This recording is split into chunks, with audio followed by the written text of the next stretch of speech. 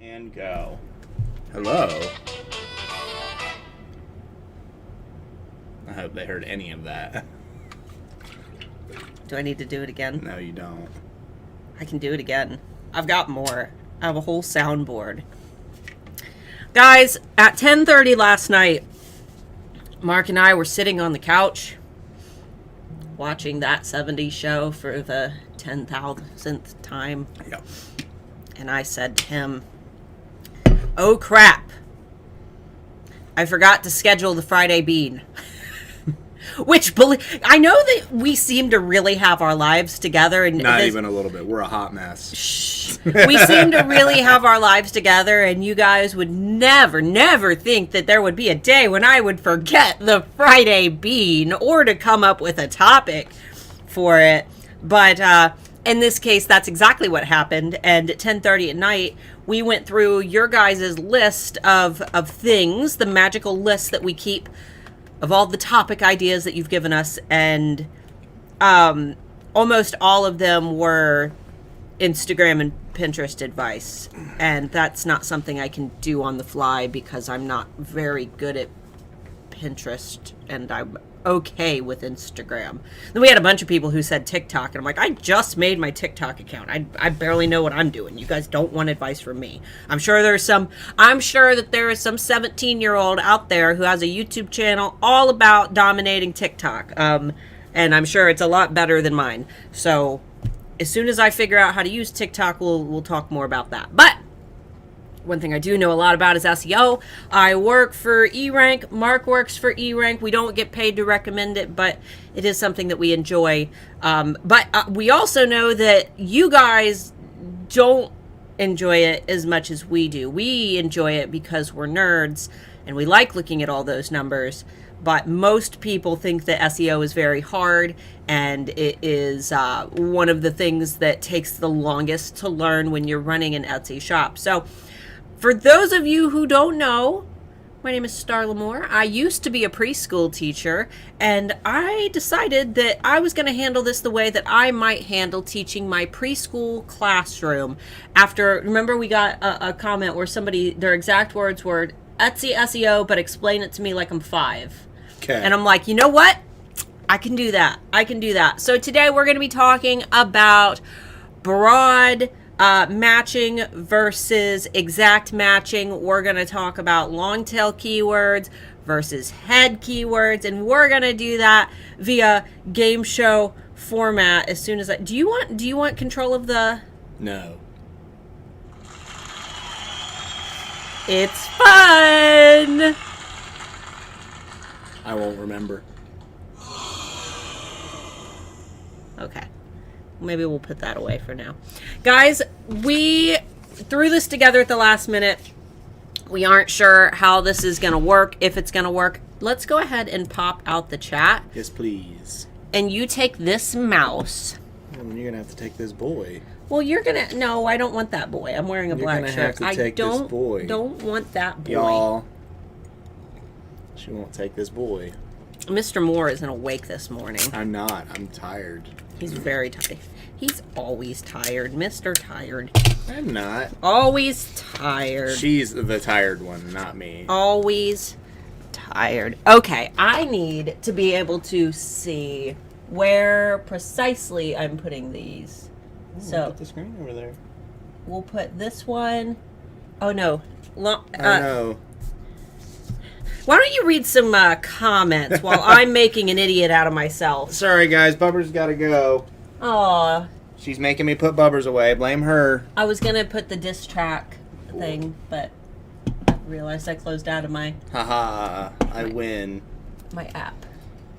Everybody's saying where they're from. You know, that's a weird thing with live streams. Everybody says where they're from in every stream. I used to tell them to. I know, but you don't now. Oh. But we still get it. Yeah, keep telling us where you're from, because we like to know if you're up at 3 a.m. just to watch us. People all over the world. It feeds our egos, and that is all that keeps us going. If not for your ego, what keeps her going, because she needs it.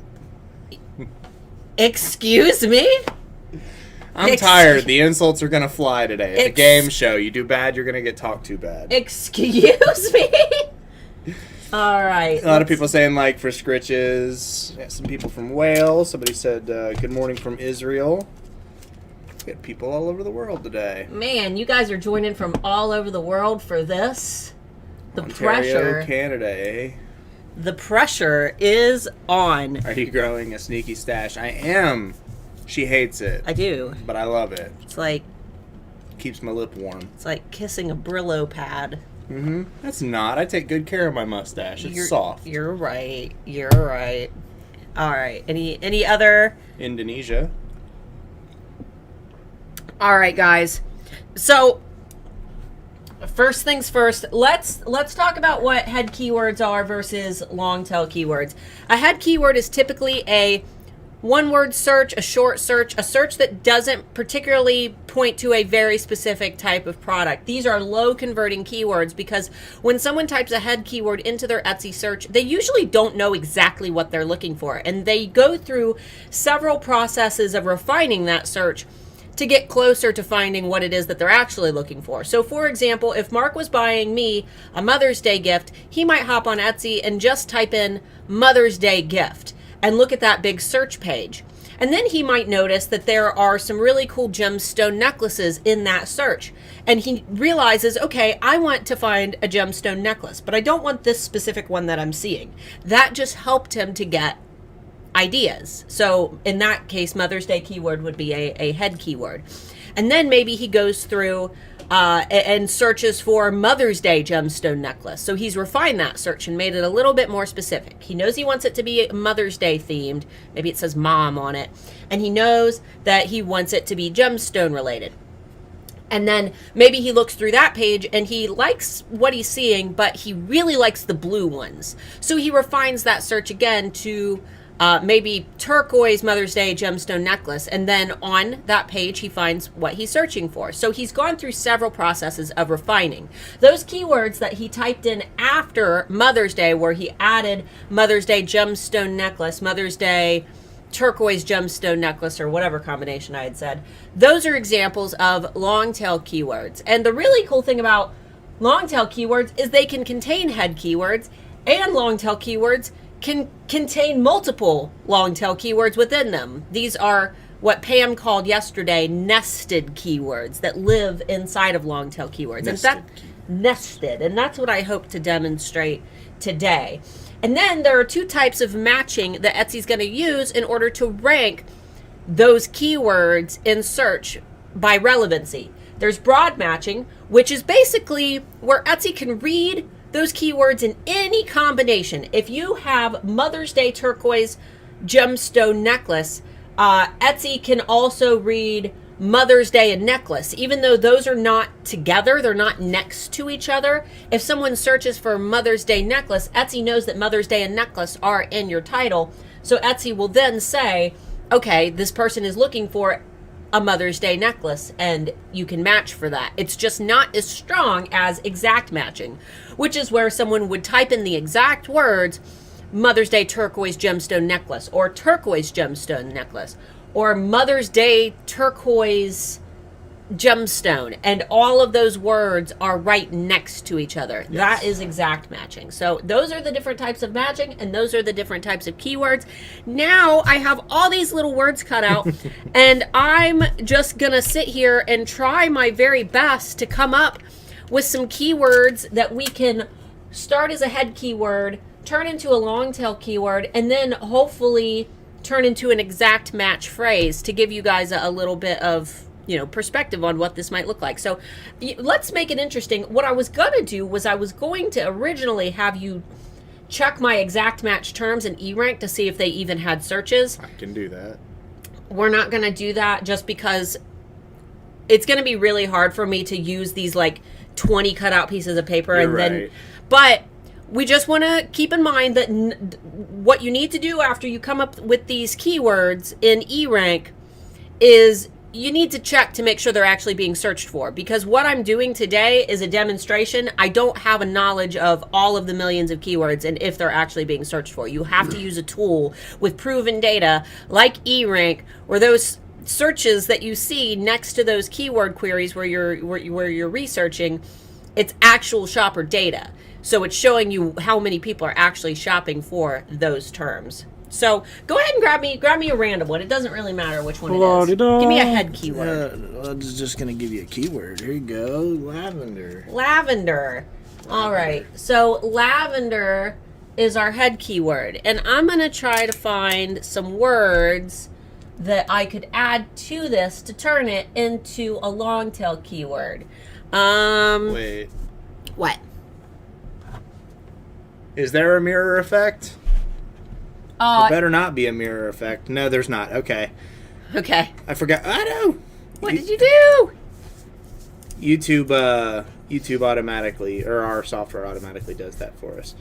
Elizabeth said, from 100 Mile House, BC, Canada. Bet you don't know where that is. It's the big one above the U.S. Yeah, sure. Canada. It's the big one. The big one. Right? America's hat. Yeah, America's hat. That's hat. Where it's at. All right. So I'm going to do... Oh, man.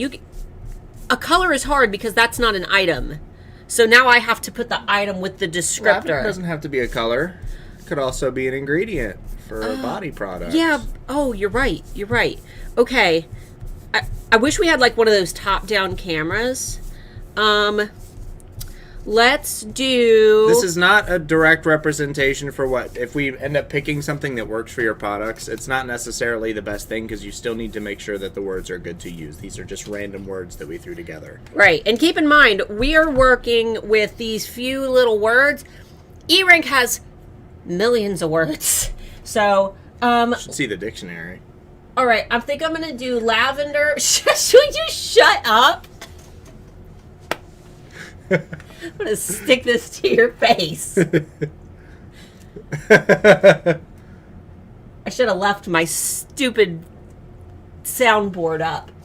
Let's do lavender beard oil. That's what we're selling today. A lavender beard oil. Would you wear a lavender beard oil? I don't know. I'd have to look up and see if lavender is okay to use in your beard. Oh, I don't know. Maybe I'm not sure. I'm a stickler for everything that I put in my beard. So lavender by itself is a head keyword, and beard oil by itself is a head keyword because there are a million types of beard oil, and just because it's... A lot of people think that a head keyword is only one word, but that's not always the case. For example, tank top. That's 2 words, but it's not a tank and it's not a top. It's a tank top, which makes that, despite the fact it's got 2 words, it's pointing to one type of product.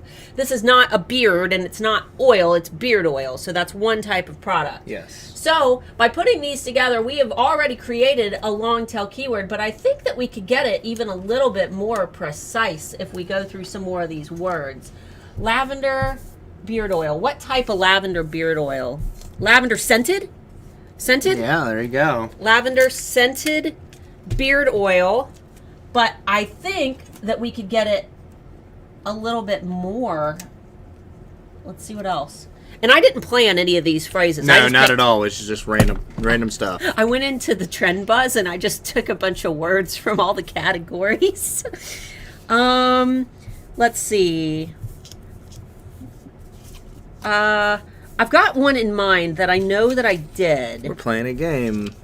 We're playing a game that they can't see.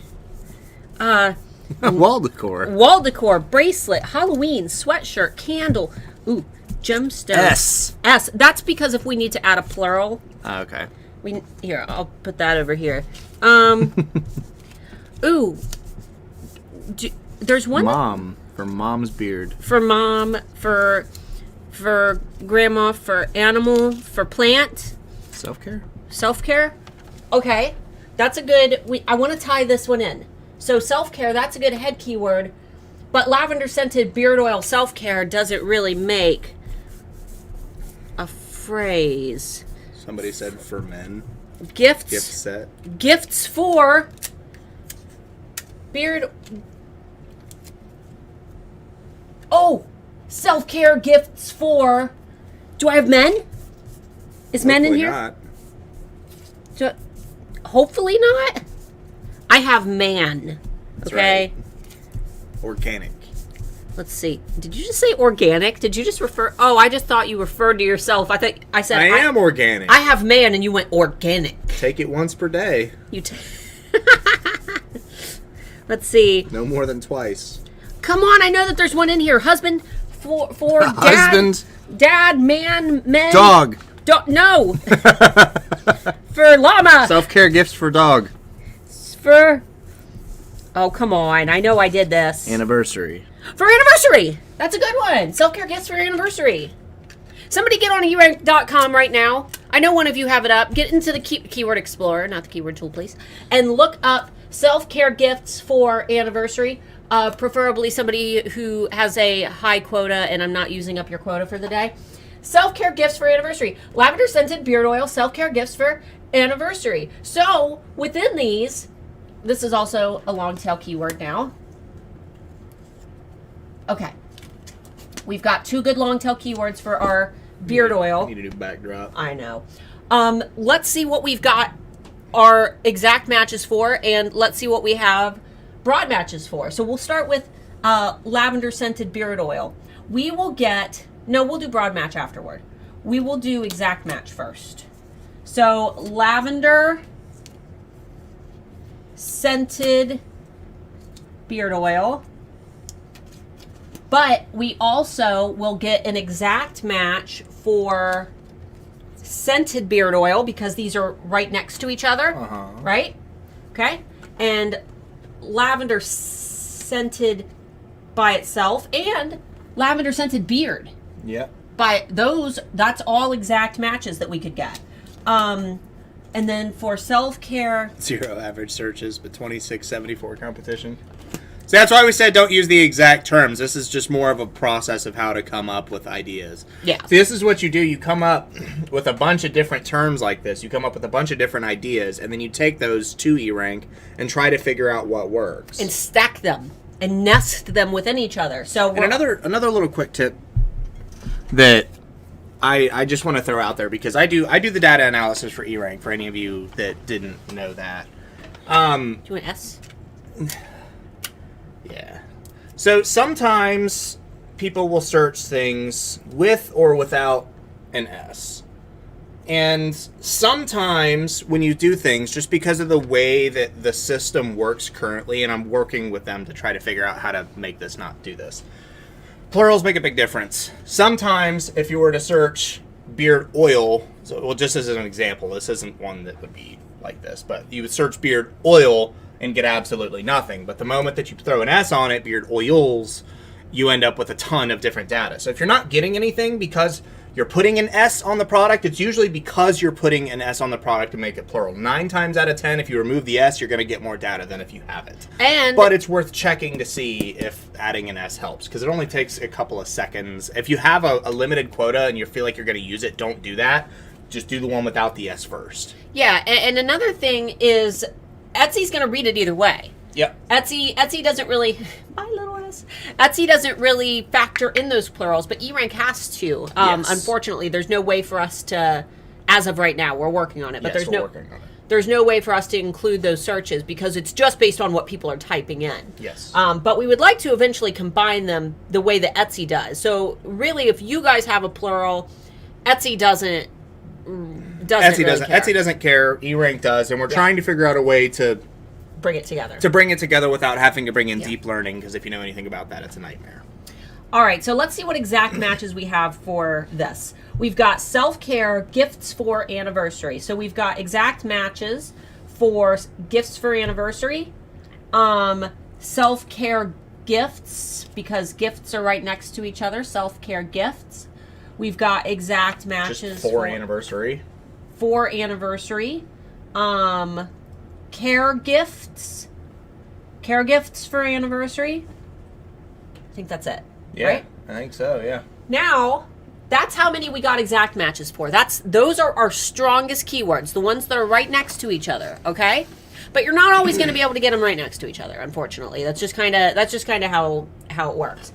So what Etsy's going to be able to also do is broad match those terms, which means Etsy will be able to read them in any combination. So if these are all of the things that we have in our tags and titles, Etsy's also going to be able to read lavender gifts for anniversary. Those weren't next to each other, but Etsy can broad match them because Etsy's smart enough to do that. What else what else can we broad match here? Maybe scented self-care gifts, right? You see any others? Help me out here. Just lavender beard oil. Lavender beard oil, you're right. Mm-hmm. Lavender I guess scented beard oils. lavender self-care. But you get the point with what we're going with here. Yeah. Amina had said, so if I have a tag that has 21 characters and I use earrings as one of the words, I can put earring instead, and Etsy will still pick it for search. Yeah, but I would still, if you go into eRank and you see that one is getting searched more than the other, obviously Use the one that's getting searched more. Etsy tells us that they know that plurals and non-plurals are the same word. It's the same core thing that people are searching for. But if I see one that's getting searched more than the other, I usually pick the one that's getting searched more. It's just if you, for any reason, don't have any room, or if it doesn't make your keyword phrase make sense, you don't have to worry about it. But I always lean for the one that has the most searches. It's just Etsy tells us that it doesn't matter, but I'm going to do what feels best. What I think we should demonstrate next as well, we get this one a lot because you only have 21 characters, right? So like if we have lavender scented beard oil, this is too much for one tag. Yes. So what would you do to make this as close as possible? Because what you want to do basically is try to get the best exact match that you can out of this one term, and then make sure that you get a broad match for the rest of it, right? So you would do lavender scented and then beard oil, or scented beard oil and lavender by itself. What would you do? So in that case, you're only going to exact match what will fit within one tag, okay? Because Etsy says that the order of tags does not matter. You're only going to exact match what is contained within one tag. And a lot of the times you won't get an exact match in your tags every single time. You can exact match these long phrases here in your title, and you can get them perfect. You can make your title lavender scented beard oil / self-care gifts for anniversary, and that could be your title, right? But in your tags, lavender scented beard oil as an exact match is too long. So what you would do is you would break it up at the point that either makes the most sense, or break it up at the point where when you do your research on eRank, you see that combination gets the most searches. So for example, if we let's just focus on lavender scented beard oil as our keyword phrase, okay? And we're gonna break this up to put in our tags. What I would do is try to figure out which gets the most searches, lavender scented or scented beard oil. And once you find out which one we'll say that scented beard oil has the most searches. This would be a tag. But I also don't want to just put lavender by itself. Single word tags are kind of a waste of opportunity space, right? So I might throw in something else. I wish I had more keywords. I might throw in, trying to find another one. I wish I would have. Just random. I'm just going to throw a random one on there. Lavender lover. Not all of the words in your tags need to be in your titles, but all of the words that are in your titles should be in your tags. So if our title is lavender scented beard oil, self-care gifts for anniversary, and I've got poor little lavender all by itself because I can't get an exact match for lavender scented and beard oil, scented beard oil is going to be one of our tags. We're going to assume that this one gets more searches than lavender scented. And then I've got lavender all by itself. So what I would then do is try to add another keyword in there. And I would try to think of something that goes really good with lavender that would still apply to my product. So maybe Orange. Lavender, Orange. Well, only if it was in the product. But like lavender lover, that was just one that I had laying around. Lavender aromatherapy. Lavender,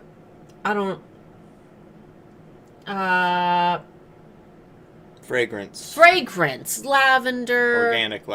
Organic lavender, exactly. I don't want lavender all by itself. And even when you're in your listing audit on eRank, eRank is going to tell you that single word tags are bad. And it's not that you're going to lose any brownie points there or anything. It's just that that's a missed opportunity. If you can get another word in there, try to get another word in there. Try to use up as many of those characters within a single tag as you can. And occasionally you'll have a long word that you can only fit within one tag, and that's fine.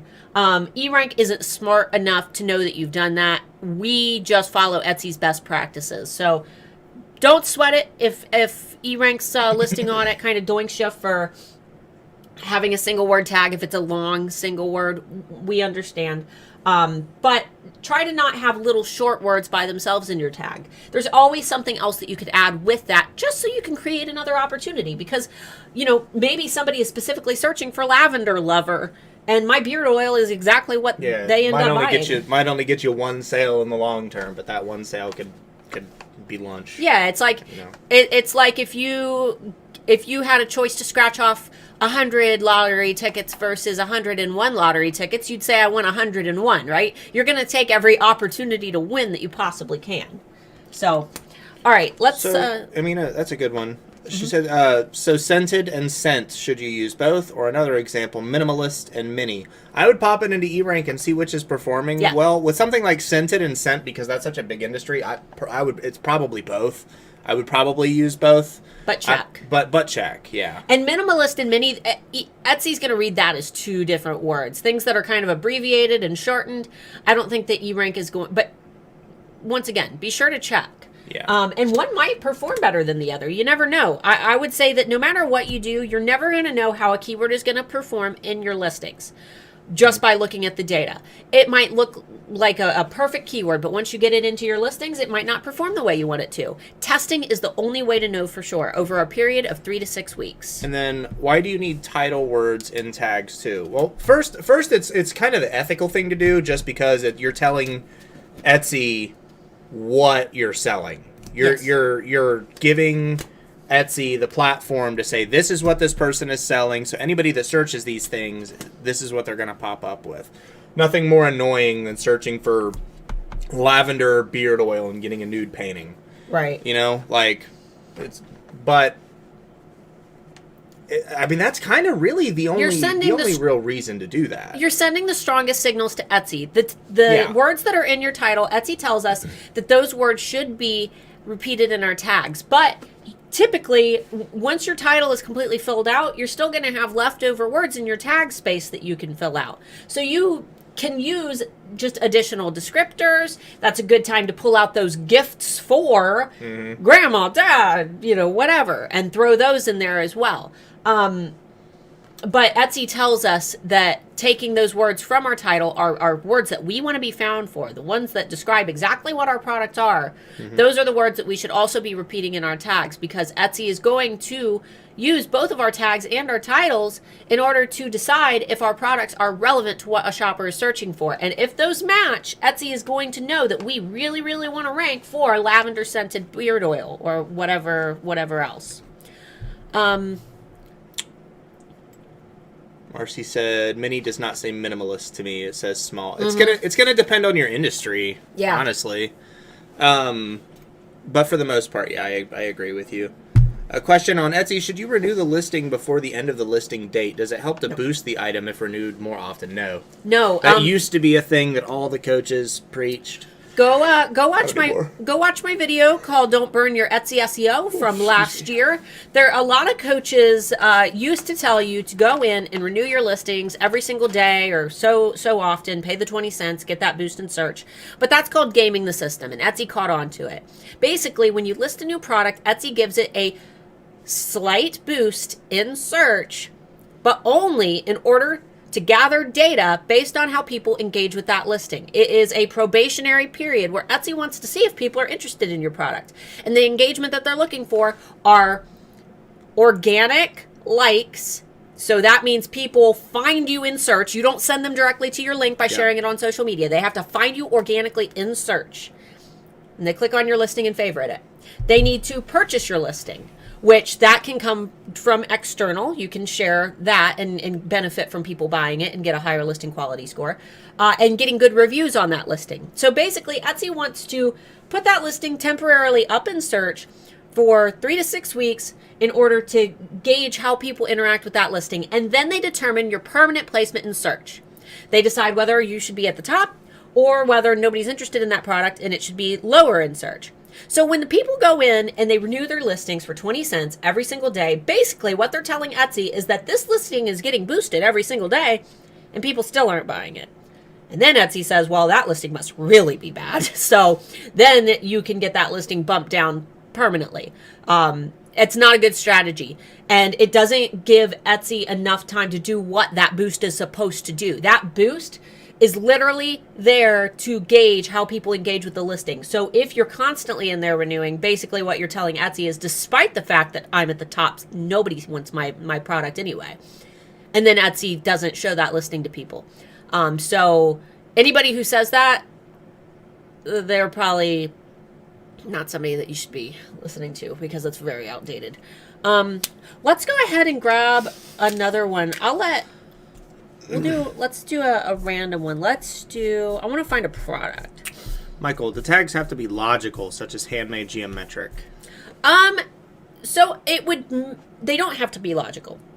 If possible, I would make them logical just for the sake of getting an exact match within a tag.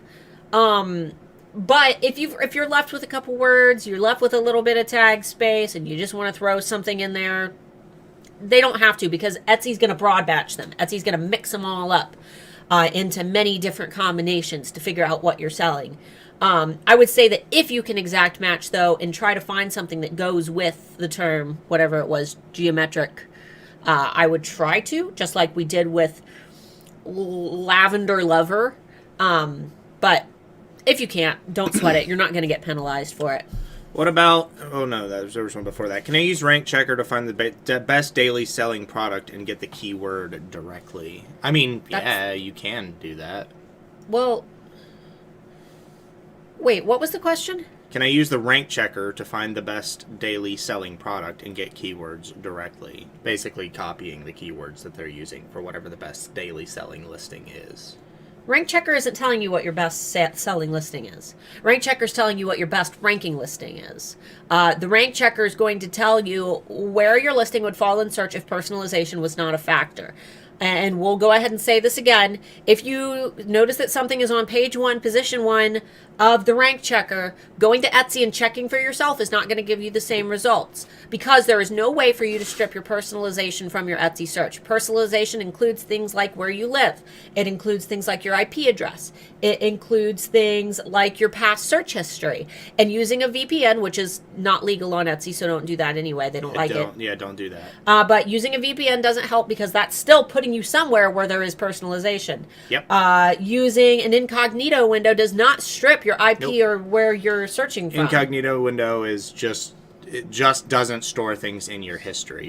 Your internet service provider can still see everything that you're doing. So yeah, going and buying a new computer and doing it that way does not strip, because you are still likely using your local IP, right? Well, you're still attached to an IP address at some point for the area that you're in, or the area that you're simulating via VPN. But you can't escape personalization. Sorry. Exactly. So Etsy gives eRank direct from Etsy, their API, gives us what those searches would look like if personalization was not factored in. That's why if I search something and you search something, we're going to get totally different results on That's Etsy. why eRank will show you that something is on page 1, but when you look it up, it's on page 5 or whatever. Yeah, exactly. Because before personalization, it is on page 1. So what you should use the rank checker for is to find the listings that need the most attention. If you see that something without personalization would be landing on page 1, position 1, it's likely that you don't need to touch the SEO for that one, nor should you. Nope. But if you see something all the way back on page 20,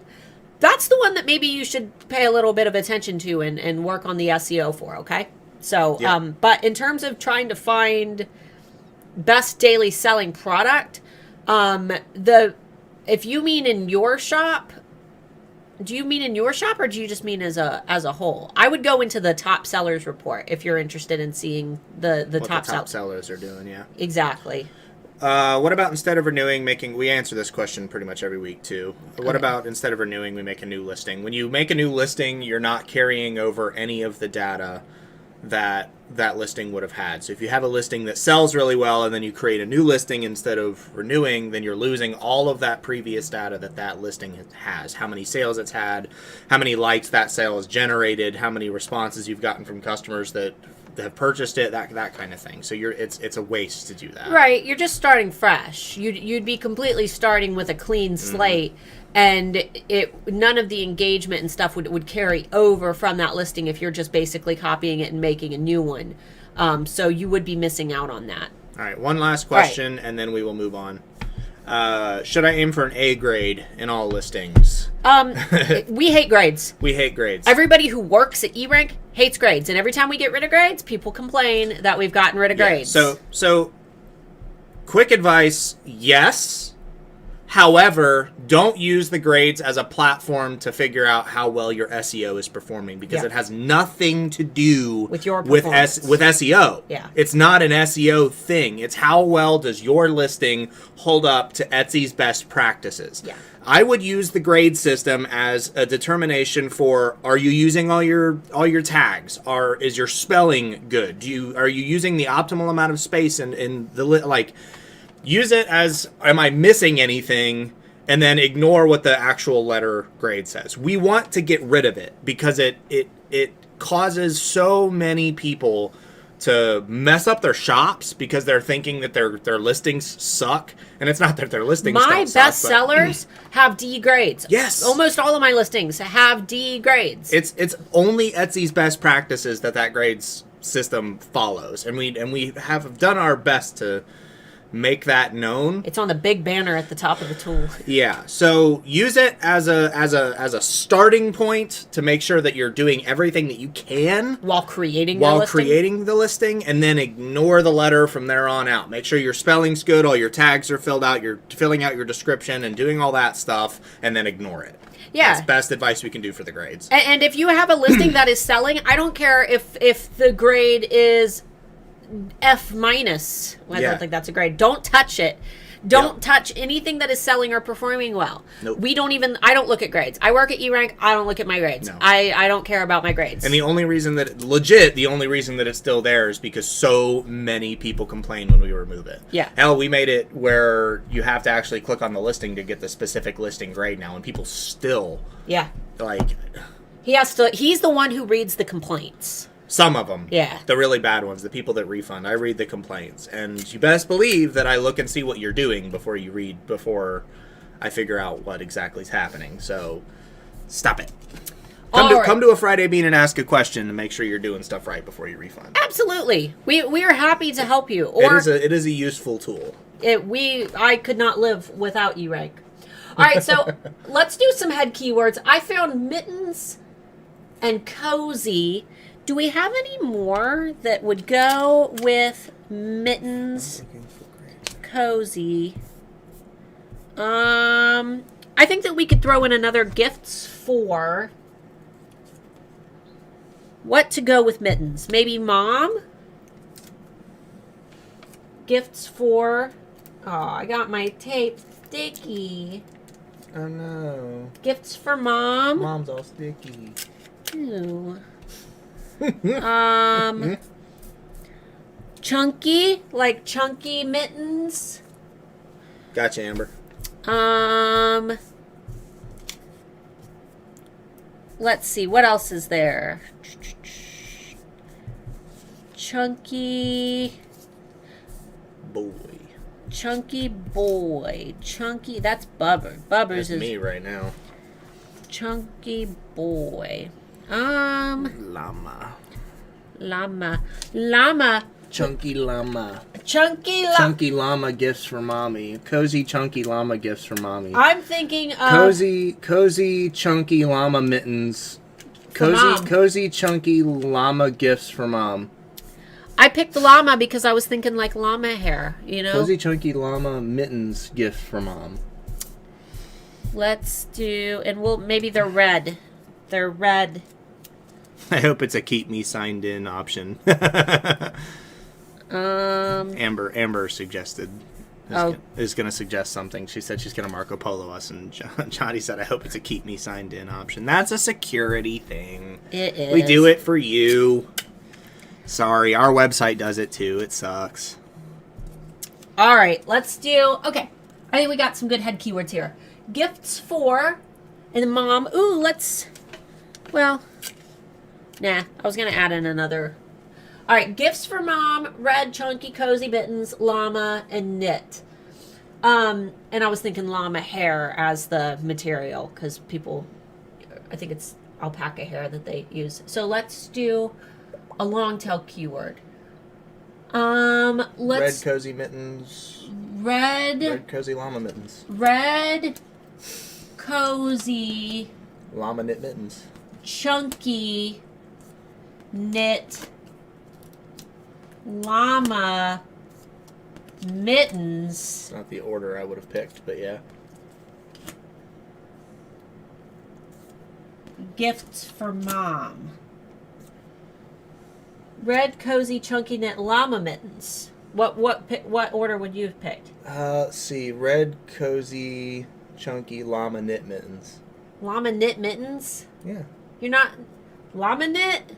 I don't know. Sounds like a type of knit. You're a llama knit. Llama knit. That's gonna be our new insult. Llama knit. Llama. You stupid llama knit. Llama knit.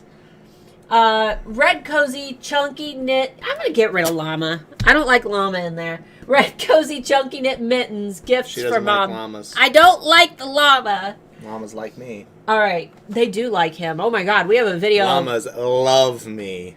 That sounds like a really weird thing to say. But they do. We have a video of it. We have a video of a llama literally falling in love with him, and he tried to walk I couldn't away. even get away from it because it would just hook me back in with its head. Yeah, it hooked him. It used its neck to hook him and pull him in.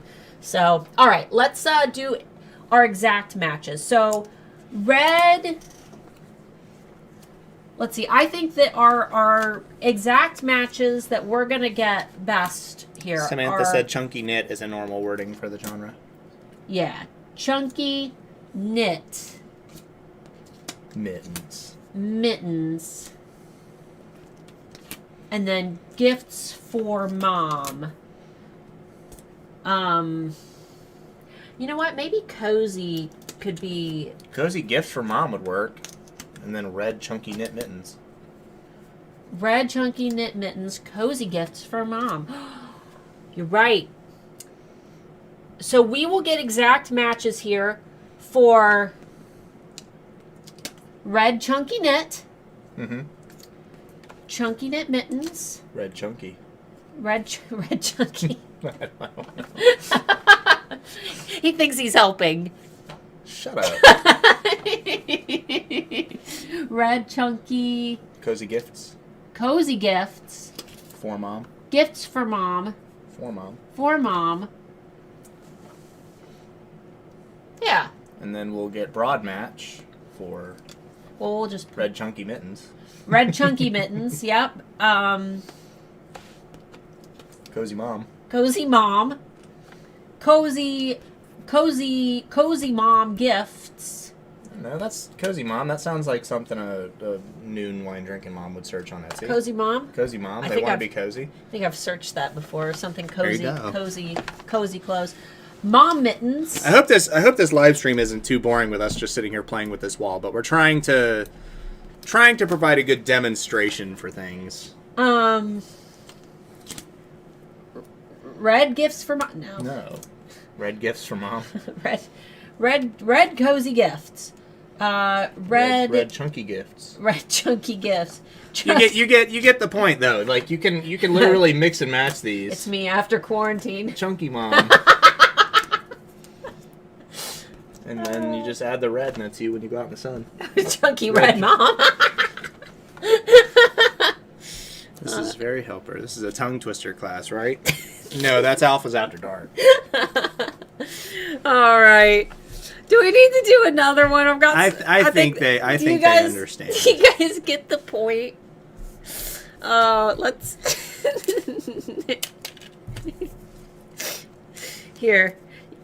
I'll find the word to best describe Mark. What is it? You just put grandpa on me? What This woman falls asleep at 5 o'clock in the afternoon after sleeping till 11 and she calls me grandpa. Which one am I? Find mine. Here. I will. Let's upset a huge crowd of people. I don't like how fast you did that. I don't like it. It's upset a lot of people at one time. Okay, let's get some questions hammered down. Save that for Alphas After Dark. Yes. What do we got? All right. So we're back up to here. Okay. Do you guys like my Unis Honest shirt? Only 6 people know what it is. I know. I ordered a Christmas sweater at the same time and just got that as well. They were overloaded. They were. Question about E-Rank. Which combo do you go for in case of big competition keywords that cannot be avoided? 1, lots of searches plus high CTR, or 2, lots of searches and average clicks?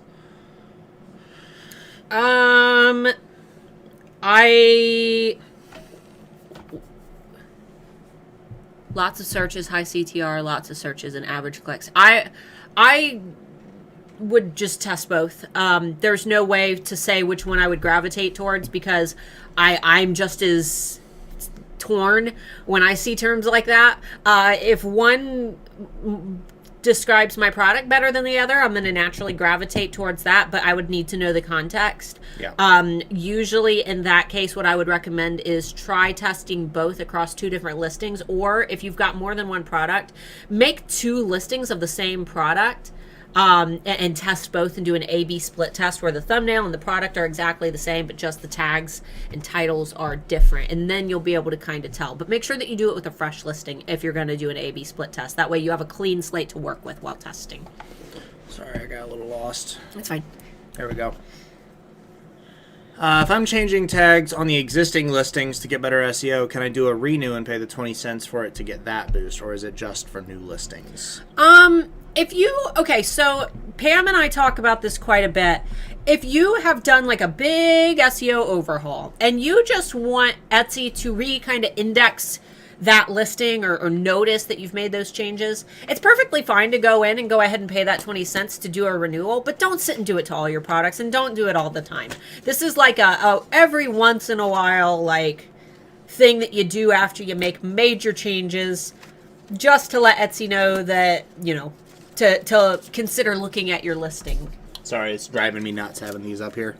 Sorry. Should I add home decor in my tag, or is it a waste because it's my category? No, if it's searching, if it's getting a lot of searches or whatever, if that's what you're selling, absolutely. If, for example, like I said, I sell skeleton key necklaces when my shop isn't on vacation mode because my suppliers are buttheads, and I put skeleton key necklace for everything. It's in my tags, it's in my titles, and it's in every single one of my listings because that's what I sell. And I want Etsy to know that that's what I specialize in. So, if my listing hasn't sold since 2018, did I? Yeah. If not looking for grades, where should we start first? Yeah, sorry, that's an important one. Yeah. So grades are okay to look at first. We're not saying don't look at grades first. We're saying don't let those be the sale that guides your ship, okay? You shouldn't be using that to figure out which way to go. It's more that there's more than one factor when it comes to your listings. SEO isn't the only thing, and grades aren't a determination for the SEO specifically. They're for the listing. Right, following best practices. Yeah, so the SEO is a completely different ball game when it comes to that. That's more just telling you what you have and haven't done. So assuming that you already have products listed, because my advice for somebody new with no products and my advice for somebody who has products are going to be different. Yeah. If you have products listed, I would say that my first stop would be the rank checker tool. I would want to know which of your listings are performing the best so you know not to touch them. And then I would want to know which of your listings are performing the worst so you can go in and try to tweak them. After going and finding some of your lower ranking products, my next stop would be going into the change tracker tool and tracking those listings for 2 to 3 weeks before making any changes. That way you can gather data on their performance. You can see the likes, favorites, and sales of those listings. And from there, I would take the ones that have the very worst performance in likes, favorites, and sales, and I would start tweaking them. And the reason that we want to change them or we want to track them in the change tracker 2 to 3 weeks ahead of time is so that we can gather the data before those changes are made. We want a nice pool of data to work with. Then you can make the change on one of those listings. Notice I said one. Do these slowly, one at a time, okay? Change a couple keywords in one of the worst performing listings that you have and track it, continue tracking it for another 2 to 3 weeks to see how the changes that you made affect your views, favorites, and sales. And if you notice that your views, favorites, and sales go up because you added a keyword in that listing that helped its overall performance, you basically have identified that you have found a really good keyword, and then you can start applying that keyword or similar keywords to more of your underperforming listings. So this is all about slow and steady and monitoring and not getting too impatient, because the algorithm works very slow, like 3 to 6 weeks slow. So we want to make sure that we're not just constantly making changes, because the algorithm doesn't have time to sit and index every single change that you make as you're making it. We want to make sure that we're doing things nice and slowly and studying how those listings actually have affected what we're doing. So, Hi, Pam. Hi, Pam. Pam, did you watch our game? If you didn't watch our game, I'm going to be sad. She just said hi, so I'm assuming she missed the beginning of the stream. Pam! Come on, Pam. Pam, no! If my listing hasn't sold since 2018, should I make a new listing with better SEO, or should I create a new one?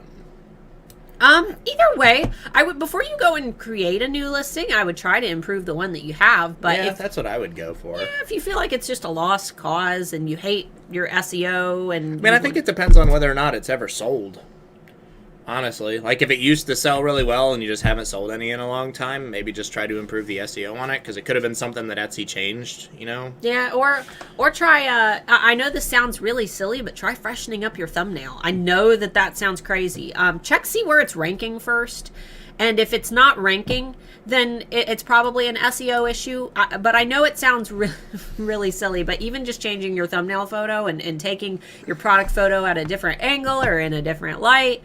The example I love to use is I had, my crystal owl keys. Mm-hmm. Basically, customers can choose the color of the eyes that they want in this owl skeleton key necklace. And I listed it around the fall and put turquoise eyes in it, thinking that, or not turquoise, topaz eyes in it, thinking that the orange would look really nice for fall. No one bought it. So then after fall, once we started hitting kind of Christmas shopping season, I didn't even make a new key. I just took the existing thumbnail photo into iPicky and changed the hue of the eyes to blue.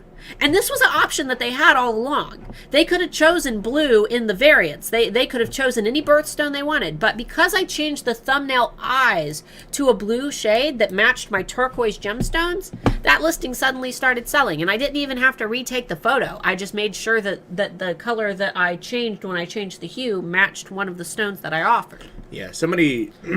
Hala said changing photos makes a huge difference. Yeah. Yeah, it's one of those things where a lot of the times people will have, like, fine SEO, even just looking on Etsy.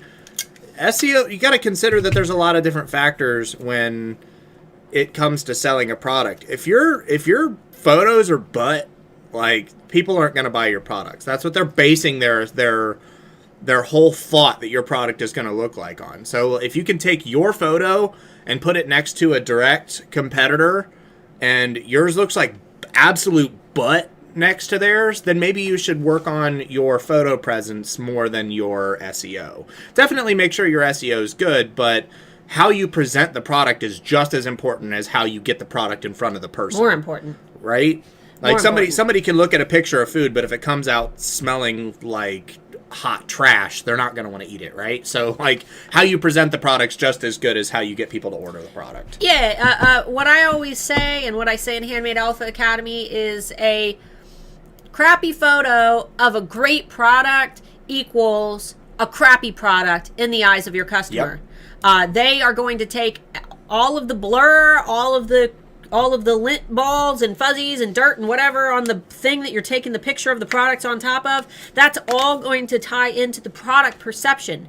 And it could be just a flawless piece of jewelry or whatever it is that you're selling. But if there's like dog hair all over and whatever it may be, people are going to think, ugh, that's a dirty thing. That's a dirty product. And they're not going to want it. Present the product as if you're about to wake up in the morning and see that product and you want to use it. Like, if I look at it, first thing I saw that day, would I want to use that product, put on that product, be around that product, have that product as a decoration? If the answer is no, then you should probably work on the photo. Right. Or just do a search for whatever you're trying to rank for and stick your photo in the searches and say, does mine look like the one that's going to get clicked on? Yeah. Does this look as good as everybody else that's selling this product? Yeah. Let's see here. We have come up with a new wording/picture for grades. Maybe sneakily change it to just grade based on the number of tags, titles, photo, etc., and lose the rest. Yeah, we've tried a lot of different things. Everyone says not to mess with a listing that's quote-unquote selling. What counts as selling? Once a month, once a week, once a day? At what point do you say it could be doing better, so I'm not going to mess with it? If it's selling at all, I would say selling is going to be different for everybody. Yeah, that's one of those kind of subjective things. It depends on the industry, the product, the price of the product, how many you can make, supply, demand kind of thing. That's up for you to determine. Right. What are your average sales normally? Mm-hmm. If you normally get 100 sales per listing per day, then a listing that only sells, 3 times per day is probably your lowest performing. But if you're one of those sellers who doesn't sell anything all year, and in October you get a sale for one of your products, that's your best selling product because it's the only product that's selling. I would say that it just depends. It's going to be dependent on what your normal frequency of sales is.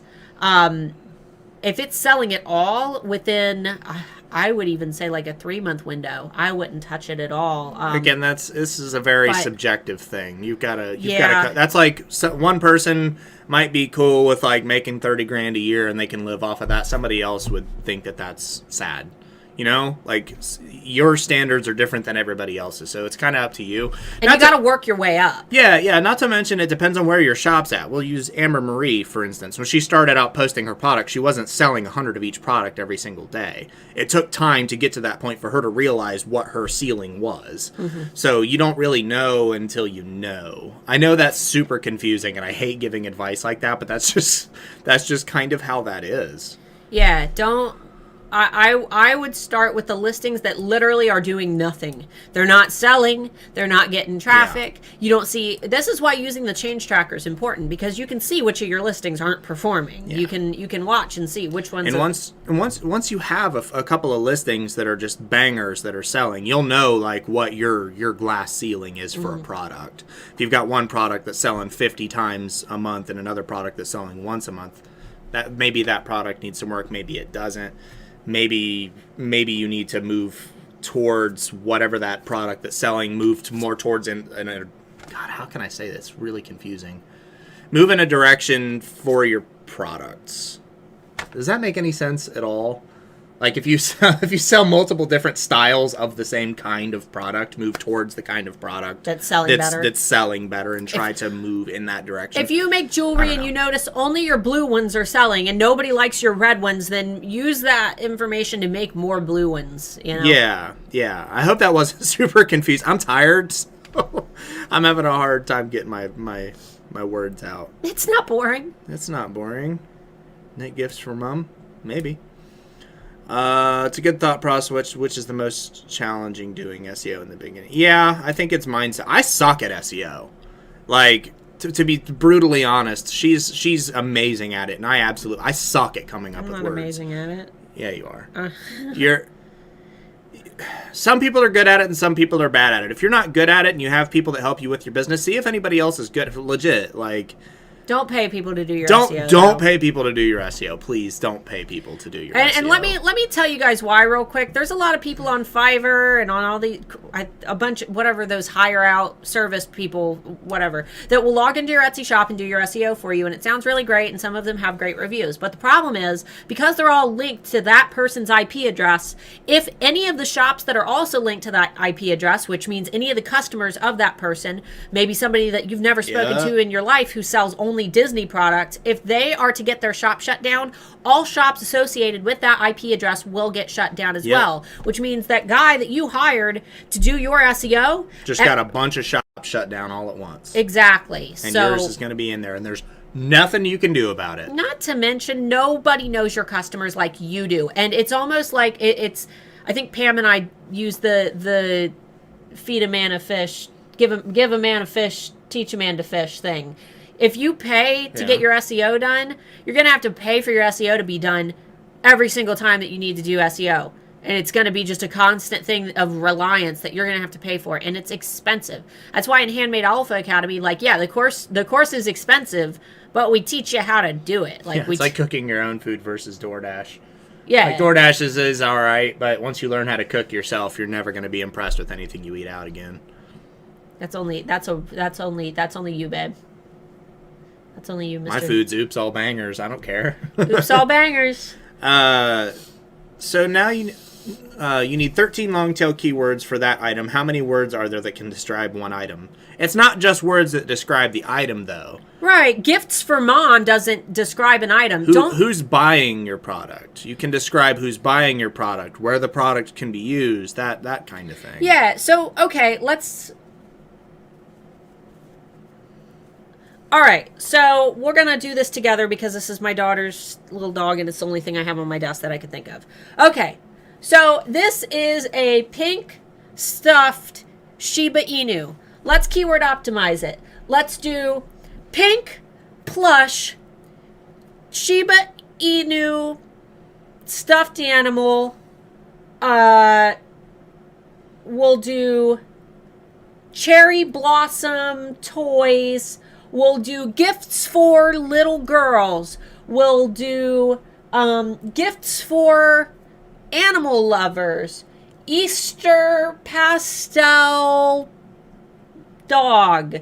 I'm grasping at straws here, but notice that I'm not just trying to think of all the ways to describe stuffed animal. Yep. I would run out of ways to describe stuffed animal very, very quickly. I'm thinking of, okay, what's the occasion? Easter basket toy, Easter basket gift.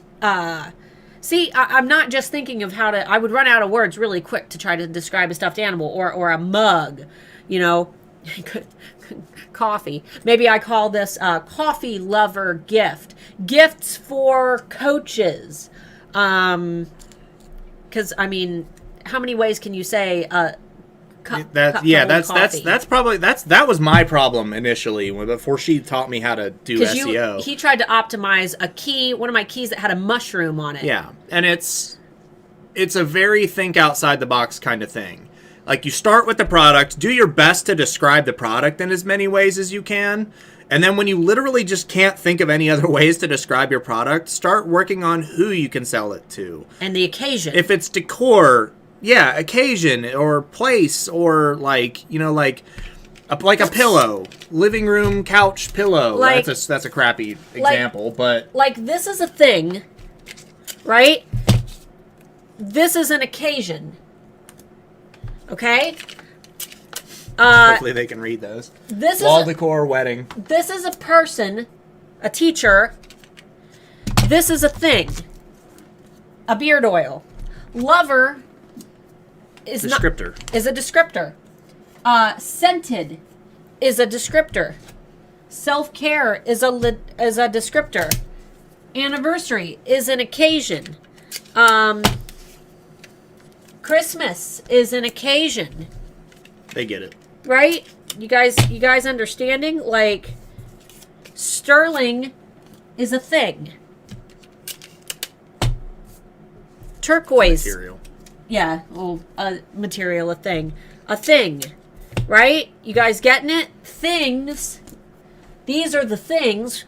There are less things than there are way to describe things. You can describe a thing in a lot of different ways. We're not just saying that this is what this thing is. We're also saying who it's for, what would be a good occasion to give it as a gift, what describes it, like scented, cozy, soft.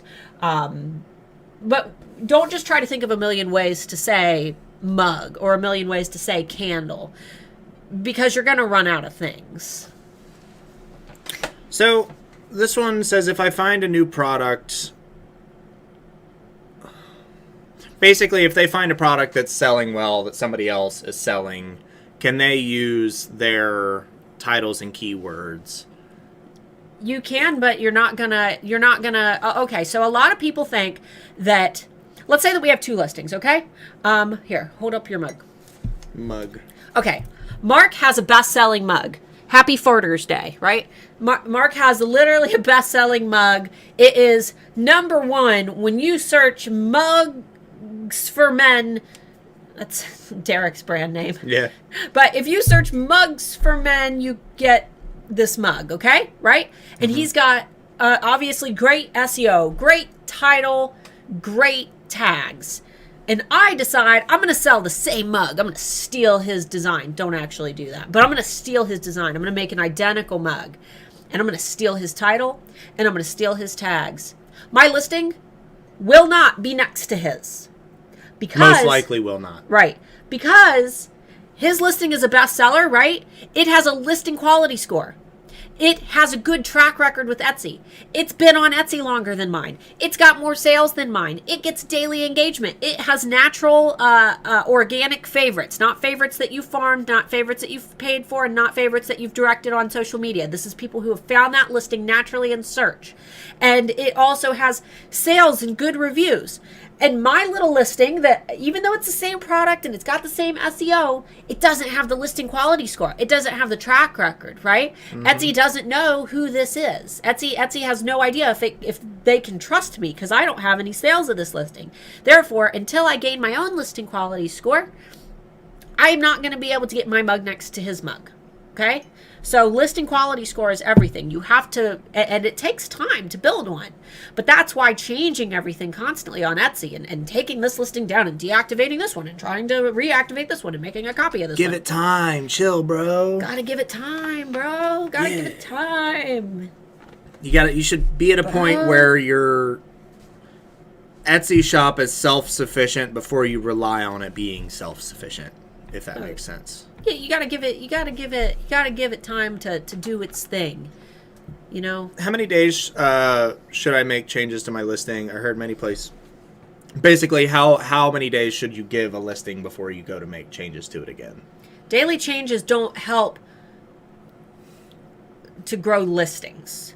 How No, I'm reading the comment. I heard many places daily changes help to grow Etsy listings. No. Etsy likes to see activity. That doesn't mean changing your listings every day, okay? Activity means posting a shop update, tweaking your shop announcement, adding a new product, freshening up, maybe changing some thumbnails, not going in and touching your SEO every day. Touching your SEO is something that should be done insanely infrequently. And you should only do it to listings that are not performing well. Mm-hmm. So, and if you've got a listing that you created 10 years ago that still sells to this day, don't decide to go in and change the SEO of that listing. No. That is not the listing that you want to touch. You want to leave that listing alone and let it do its thing, especially if it's working. If it's not broke, don't try to fix it. So anybody who says that going in and changing your listing every day is a whoopee. Yeah, because Etsy needs time. Etsy needs time to register those now changes. If you need to update your descriptions or you've made better photos and you want to update those, that's totally safe. I don't want to confuse people because that's not SEO. Descriptions and photos are fine. Yeah, you can change those whenever needed. I'm always just a weirdo. I don't like changing descriptions. Your description should be the same from the day that you post it, unless you have to. Yeah. But your pictures, if you got better pictures, upload the better pictures. If it's a super well-selling item, I probably wouldn't change the thumbnail, just because that's what people are going to continue to see if there's people that come back and buy it all the time. Or if it's a gift that people frequently buy for other people, then I probably wouldn't change the thumbnail. But if you got updates to your pictures or your descriptions or you forgot something in a description, that's fine. Just don't change your tags or your titles. Yeah, leave your tags and titles on well-performing listings alone. Yes. Don't touch those. Boop. Samantha said, if it hasn't sold since 2018, I would do as Starla said and redo the photo. Then I would make a brand new listing with all the SEO to test what happens. Yeah, A/B testing and like an identical listing with different things, I don't see anything wrong with that. The only thing is if it's an old listing that isn't selling and that's got to, I don't know. I won't worry about that. Amina said next Friday being about pictures, maybe with some text suggestions like mobile clip on lens. Well, we don't use those, so we can't recommend them. I would say that we can do a photo one, but you guys got to tell me what you want to see, because just saying photos doesn't really help. I've got an iPicky training series on my channel that walks you guys through the process of how I edit my photos. iPicky has updated since I made that series, but the process is still the same to this day. For my photos, I use a Nikon Coolpix L820. It is it's like 7 years old now. 7-year-old camera. I still choose it for product photos over my DSLR. So your smartphone's probably fine. So yeah, your smartphone for photos is probably fine. And then I use iPicky to brighten them. I also use Canva Pro. Now I will say if you're using one of the like $100 prepaid Androids from Walmart, that's probably not going to be the same. Yeah, that's true. Those have a reputation for a reason. So if you're using like one of the super cheap prepaid phones with a smartphone camera, that's probably not even going to be as good as the 7 or 8 year old camera that we're using. So yeah, if you're using like it doesn't have to be a flagship phone like what we're using with the S20 Plus and the S20 Ultra. These are like super extra when it comes to phones. But if you're using a phone made within like the last 5 years that was one of the top more tier phones, if you're using a Google Pixel or S10 or our Google Pixel 2s took amazing. Yeah, photos. so those should be fine, but just double check. I mean, you can literally just take your picture, edit it up, and then put it next to a competitor, see if it holds. If it's like 80-90% of the quality of theirs, then you're probably okay. I mean, there are so many people that sell things. Your product probably isn't original. So find something that somebody else is selling that's at least similar to your product and see if your picture holds up on Etsy. Don't use like a professional website's product, because they're probably paying a photo editor to do their stuff. So yeah, if you guys want like a photo Friday bean, let me know. We are running out of Friday bean ideas, and you guys give us suggestions, but you got to consider that I don't teach things that I haven't personally done or that I don't know how to do. And 9 times out of 10, it's very like specific, like for my industry, how to do this. Yeah, we had somebody who was like, I make candles. Can you help me come up with keywords for it? I'm like, no, we can't. No, you can go on eRank and do that. Yeah. And we got a lot of people that want like super in-depth information, but we sell a course for that.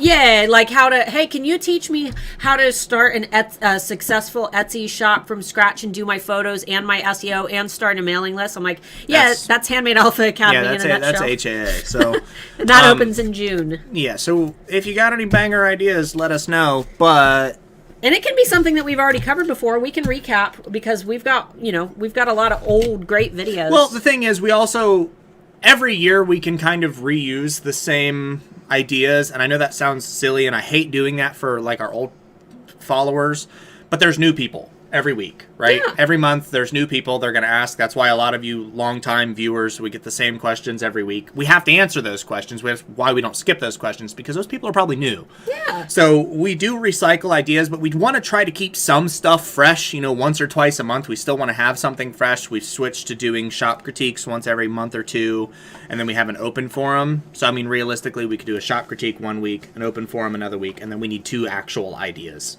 every month. Yeah. So we've been doing, for those who are new here, we've been going live every Friday for the last 4 years, 3 years. I have no idea. Every Friday for 3 years, 4 years. It used to be called Friday Q&A, no Tech Friday, and then it was Friday Q&A, and then it's a Friday Bean, which has been going on since February of last year. So how long is the course? Can you remember how many hours it is? It was 16 before our last update, and then I added like 3 hours to it. I think it totaled just over 19 hours, or just under 19 hours with bonuses. With bonuses. Yeah. So Handmade Alpha Academy, for those who aren't aware, is my course. We've got tons of amazing sellers who have done phenomenally. You can see some examples. This isn't a sales pitch. Don't click off of the video. Yeah, it's not even open right now. No, it's not even open. You can't buy it. So, But Handmade Alpha Academy is my course. You can go to handmadealphaacademy.com and scroll down on the page to see some of our students of the quarter. We're actually about to switch those out. But if you want to check out some of our successful students and see what their shops look like, you can do that from there. There's a waiting list link down below if you're interested in enrolling on June 14th. It'll be open for 10 days only. And then once you're in for life. There's no deadlines. You can start it whenever you want. Self-paced. We have people sign up all the time that they'll wait like a year before they sign up. We usually give people, we're not going to guarantee as of this moment, but we usually give people a year of E-Rank for free as a bonus. So it's not for free. We pay for it. Well, we pay for it, yeah. We're about to write that check to Anthony soon. Yeah, we're about to write a big old check. Whew. All right. Not what do we got? For that. Okay. Back to questions. Okay, on Photoshop type backgrounds, a good idea. You mean like an edited background? I think that it depends. Etsy tends to like light or white backgrounds, which is why I recommend them. But there are some shops that do phenomenally well with an edited background. For example, I've seen a lot of sticker shops that'll use like a bright colored background, and that fits their branding. I think that the main thing that matters most is consistency. So using the same background or the same palette throughout all of your backgrounds. That way it's not like blue, red, purple, green. That's too much on the eyes. And I think that professional photos and not using backgrounds that are too distracting are your best bet. So, boop, boop. On the E-Rank rank checker, when the listings are shown as red, light green, dark green, I see that red is high competition. Is there a certain color amount you should have in there? Colors mean nothing. I mean, colors are a little visual indicator, but don't let colors be your guide when it comes to reading the stats on E-Rank. Anthony has even talked about getting rid of them and making them all gray. And I was like, that's going to cause an uproar. But basically, those are just numbers. And to be honest, competition isn't even that bad of a thing. Competition lets you know that there's demand for that product and that other people are having success selling it. And as long as you can build a positive listing quality score, you can usually outrank a lot of those people. So what I tend to do when trying to find keywords is I tend to pick a couple that are super high competition. Like those are my pie in the sky. Eventually I'll rank for them if I am persistent and I let them sit in my listings for long enough. Maybe I'll rank for them someday.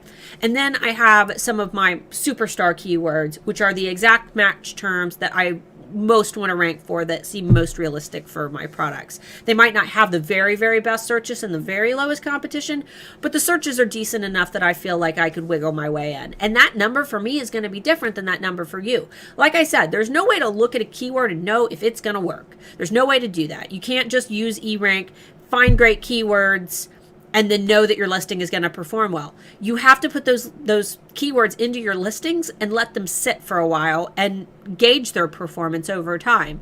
What's really funny is we occasionally get feedback on eRank that says something like, it didn't work. And I'm like, well, it's data. It's number. The data itself doesn't do anything. Right. It's not, you don't just sign up and it magic starts happening. Oops, all bangers. And you just float to the top of Etsy. That's not how it works. There's no way that the data is going to make your shop work better. It's how you use the data, because it's data. Yep. It's proven numbers, So it's how you use them and how you apply them. And if that sounds confusing, it's because it is. It is very confusing. But it's testing. It's like doing a science experiment, That's running a business is an experiment. Exactly. I don't quite understand this one. I know it's a language barrier thing, but... Okay, we'll try our best. If I use a new style of photos, far from craft style, that can get attention from buyers and make me get a lot of clicks. After that, get a good ranking. Okay, so if you take... they're saying if they update their photos to better photos and those photos lead to a lot of clicks, will that lead to a good ranking? A lot of clicks isn't what leads to a good ranking, okay? Etsy is not going to penalize you for getting a lot of clicks. Basically, what you want to aim for is not just people to see that listing, but you want people to engage positively with that listing. For example, finding that listing organically in search, not by posting the link on social media and driving the traffic direct, but having SEO that's good enough that people find you in search and favorite your listing after typing in a search query. Okay, that's going to help your ranking. Getting a sale of that listing, that's going to help your ranking, because these things are helping your listing's quality score. Getting a good review on that listing is going to help your ranking, because that is also contributing to your listing's quality score. Okay, so will changing your photo help? No, because that's not factored in by the algorithm. But the way that people interact with that listing after you change that photo could positively impact your ranking by helping to increase your listing quality score, because people are finding it in search easier, favoriting it, buying it, and leaving reviews. Those are the things that are going to help. So yes and no. If I'm selling supplies and I can't duplicate a listing to see what keywords work best for me, what should I do? Change tags every 3 months? I wouldn't change tags that frequently. And if you have one particular, like a couple particular listings you want to do testing, there's nothing saying that you can't duplicate a listing to see if SEO works better one way than it does another, as long as it's not against Etsy's terms of use. I think they're saying that they only have like one of something, and if they duplicated it and someone bought both listings and they only had one, it would I would not go in and change tags every 3. I would never sit down and decide that I'm going to change all of my badly performing listings all at once every 3 months like clockwork. Yeah. Listings should be changed infrequently and slowly, one at a time, with test periods in between. If I were on a real big kick where I wanted to do an SEO overhaul, I would edit one listing a week. And even that, I think Anthony would say that that's a little much. But if I had 100 listings and I had 30 of them that weren't performing well, I would tweak one a week and try to monitor them in the track changes tool to see if the changes I was making were helping or hurting. So I hope that helps. Pam said she paid some people on Fiverr to edit photos for funsies, and the results were so funny bad. And that a free app did better. Yeah, man. Yeah, man. Yeah, man. Learning any kind of skill that you can that benefits your business that you can do yourself, if it doesn't take too much time, is just, it's probably going to end up being better. You know what you're looking for better than the person that you can't describe exactly what you have in your head. So if you can figure out how to portray what you have in your head, you're going to do it better than anybody else can. Once you've learned. Same with cooking. Nobody knows what you're trying to taste, but you know what you have in your head. Anyway. Took me ages to realize that the best keywords for my product don't actually say what they are, but what they're gifted for. Yep. Absolutely. Sometimes it's the other way around. Sometimes it just depends on your product. That's the whole science part of it. When I research top sellers, SEO, and E-rank, it's usually utter rubbish. Yep, they probably just have higher listing quality scores. And you got to consider a lot of people have been on Etsy for 10 years. 10 plus years and have had tens of thousands of sales, and their shop quality and their history with Etsy's going to boost them up because Etsy knows for a fact that they're making them money. At the end of the day, Etsy's a platform to buy handmade products, but Etsy's also a platform to make Etsy money. So if you're making Etsy money, they're going to put you at the top. That's capitalism. If I have a related product in the same product line, could I add the URL for that other listing in the description? Does Etsy allow URLs on their website, or is it a no-no? As long as it's on Etsy, yeah. If you made a bracelet and then you had some earrings that kind of matched it and you wanted to recommend hey, this bracelet pairs well with these earrings, you could totally put the link as long as it's an Etsy link. Etsy doesn't mind. You could put as many links to other listings as you wanted. You could put, we recommend pairing this bracelet with these earrings and this necklace and these, I don't know, toe rings. Toe rings. Do you like toe rings? Are those still hot, or is that a 90s thing? 90s are back in. I don't know. I haven't been around people in a year, so I don't know what's popular and what isn't. Whose toe rings you looking at? Everybody's. You looking at toe rings? Absolutely. Guess I gotta get a toe ring. Get on E-Rank. Go to the Toe rings? adult section. Is it used as toe rings? I don't think that's Popular adult. It would be, that would just be an accessories. Someone get on E-Rank and let us know how many search. Amber! Toe ring. Amber, look up toe rings. I want to know. They might be popular in one country, but not popular here. That's true. Let us know. Are toe rings And still trendy? like ankle bracelets, those were really big in the 90s too. I You used don't to love see ankle it. bracelets. I used to be one of those girls who Didn't always I had buy on you one recently? an ankle bracelet. You did. I did. I think the seller might be in the chat. You know who you are. What items sell good in spring? So many. Got to check E-Rank Lots. though. Pregnancy tests. So items that sell good in the spring. If you guys want to look that up, I recommend going into E-Rank's Trend Buzz report in the reports tab, and then backdating to April and May of last year. Okay, so you can go back and look at what was the top searches in April and May of 2020. And of course, you're gonna see masks and hand sanitizer and all that stuff. Just scroll past that because those things are starting to decline in search trends, just because, you know, people are getting vaccinated. Most people already have their masks. We've got a surplus of masks. But yeah, so just look at the things that are unrelated to the pandemic and see what was trending around this time last year. Look for things, you know, and you can also sort by category. I do feel for y'all that sell like products for people out and about, because this last year's been rough. Yeah. Haven't been able to be out. Weddings and things. Oh God, yeah. I feel weddings has to be hurt. Please explain shop update. Okay, so the shop update feature apparently isn't showing on... Actually, no, it is. It's showing on shops. I think it's just not on mobile. All right, from your Sell on Etsy app, okay? A shop update, you want to go into your hamburger menu on the bottom right, into More, and this is the Sell on Etsy app, not the Etsy app, okay? And then, everybody have their phones open? Are you in the hamburger member under More? Hamburger helper. Hamburger helper. Don't make hamburger helper. And then you're going to go into, where is it? Listings, your shop reviews, finances, marketing. You're going to go into marketing, the one with the little bullhorn, and you're going to click that. And you're going to click social media, I think. Yeah, social media. And then you scroll all the way to the bottom.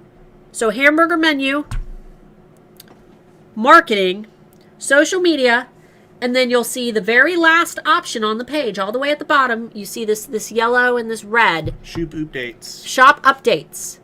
Okay? And you have the option to take a photo of your workspace, your creative process, your item in the wild, which means a lifestyle photo of your product. And this is going to display on your Etsy storefront as you know, an update. It's almost like a little Instagram post for your shop, and then you can cross post it on other platforms. So that's how you access shop updates. I've got a video from like 2 years ago about shop updates, so feel free to just type shop updates into the little search bar on my channel under my banner. You can watch the video on it. I won't read the comment out loud, but YB Normal answered our question. Oh, hello. See? Yeah. Oh, yeah. Yeah, I figured as much. I can't read that out loud because it's not Alphas After Dark. It's not Alphas After Dark, and monetization. I don't really care about that, but the algorithm. We don't. Likey. It works in mysterious ways. It does. Is the product video? Will the product video help them get a good rank? Product, no, not directly.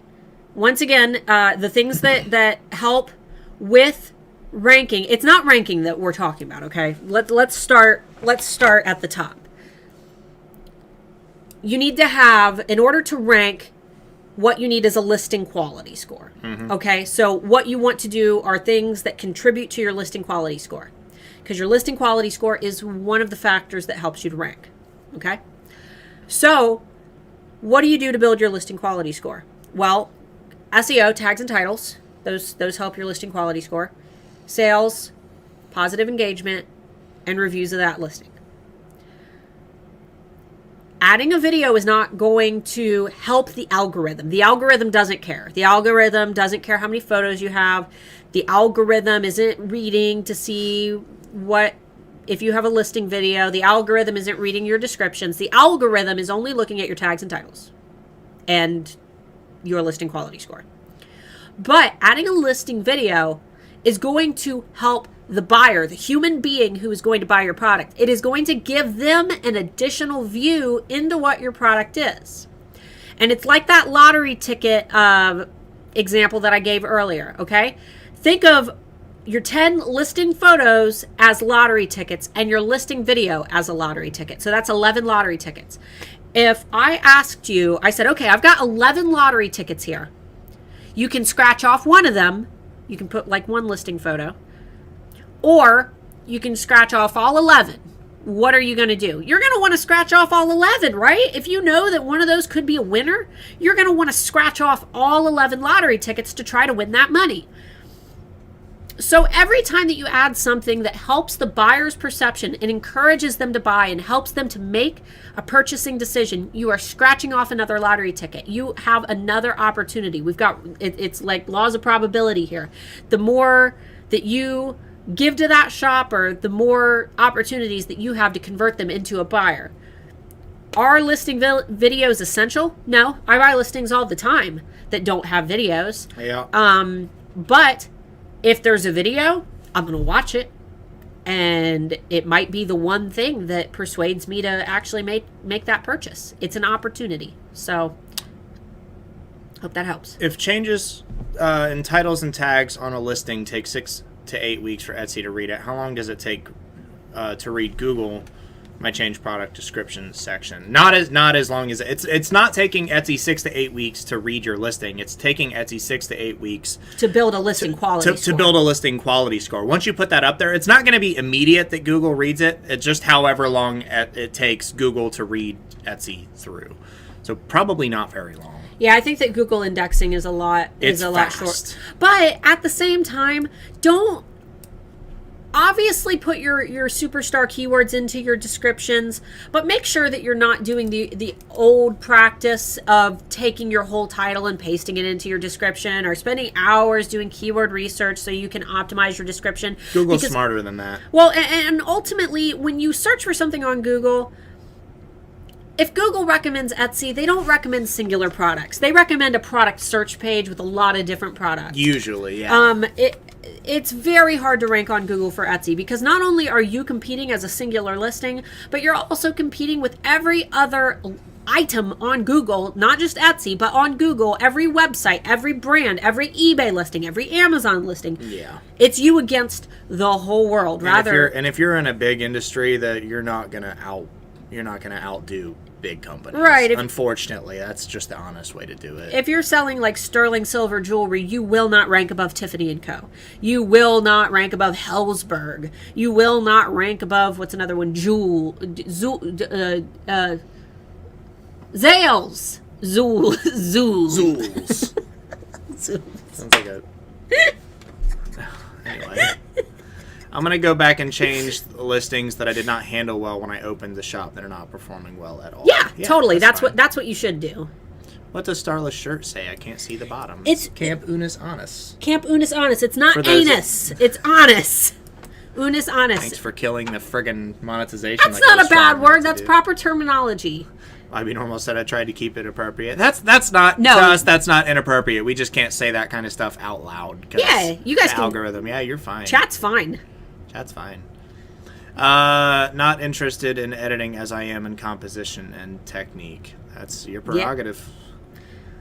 Gutted that the iPicky Vector Mask tool is not working. They're still in beta for the new HTML5. Which I think is stupid because they've had 2 years notice. I know. Canva Pro, I paid the $100-something for their Pro membership. They've got a remove background tool. It's not perfect, but man, has it saved me a lot of time. It's just one click, boop, and it misses some spots sometimes, and I usually have to take them into iPicky. Sometimes you got to get a little creative. But for the most part, it's been doing really good. It saves a lot of time. It was expensive. It was like $100-something for the year, but man, for something I use every day, totally a business investment. How long does it take to get back up in search after coming out of vacation mode? Okay, so that's a really great question, and I'm currently on vacation mode right now. If you guys watched my video about Swarovski crystals, that explains a little bit about it, but in short, Swarovski is getting rid of their components for DIYs and crafting, which means that if you rely on Swarovski crystals, you're likely not going to be able to get them as of September. So make sure that you stock up now or change distributors. Yeah, we haven't figured out what we're going to do yet. Yeah, but we are working on a secondary Etsy shop with something completely different, so stay tuned for that. But, Shush. All right, what was the question again? I don't know. Give me that question. How long does it take to get back in search after coming out of vacation mode? Got it. Okay, so vacation mode is almost the same as if you were to go deactivate a listing or if a listing were to sell out. I want you to see those three things as the same thing, okay? A listing that's been deactivated, a shop on vacation mode, or a listing that is sold out. Because the common factor here is that listing is not active, which means that people cannot engage with it.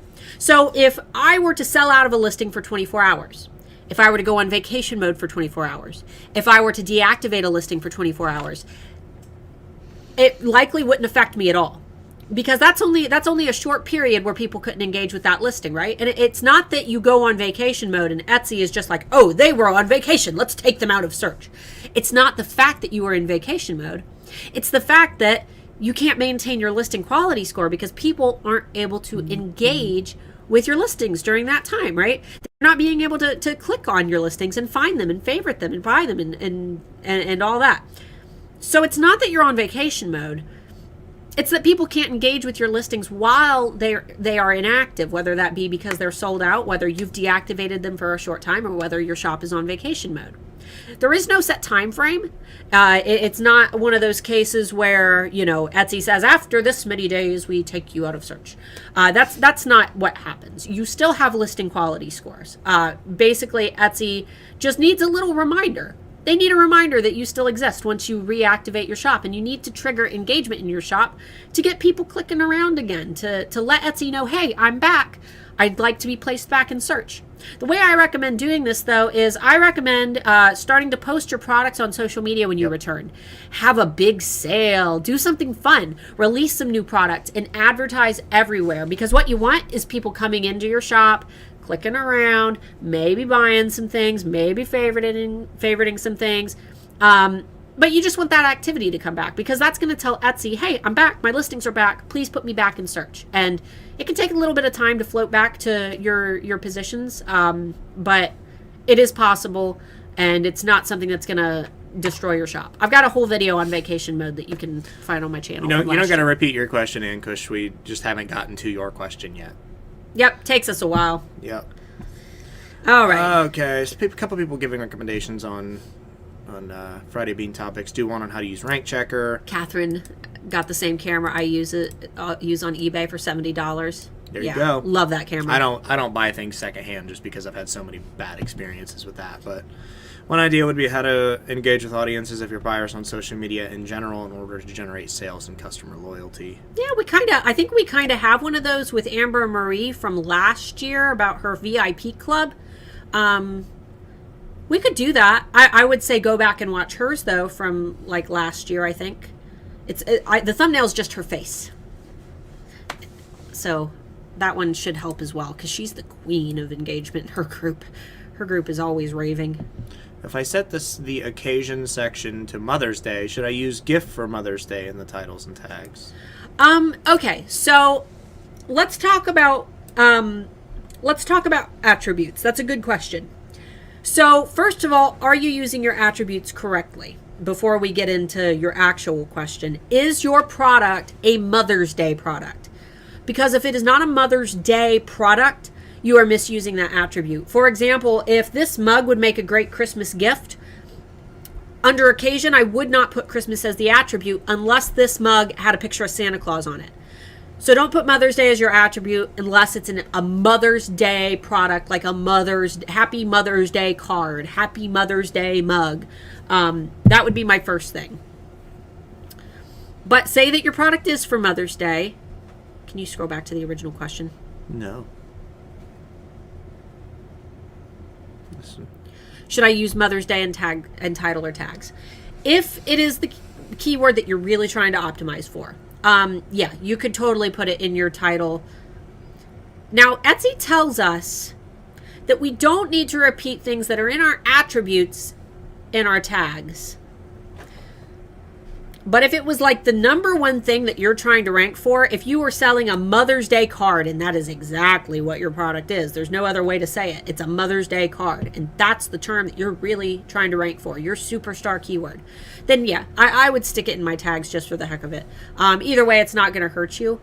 But if it's just kind of a keyword that you threw in there because you were out of keyword space and your product isn't really Mother's Day themed, I would say that it's completely up to you if you want to put it in your tags.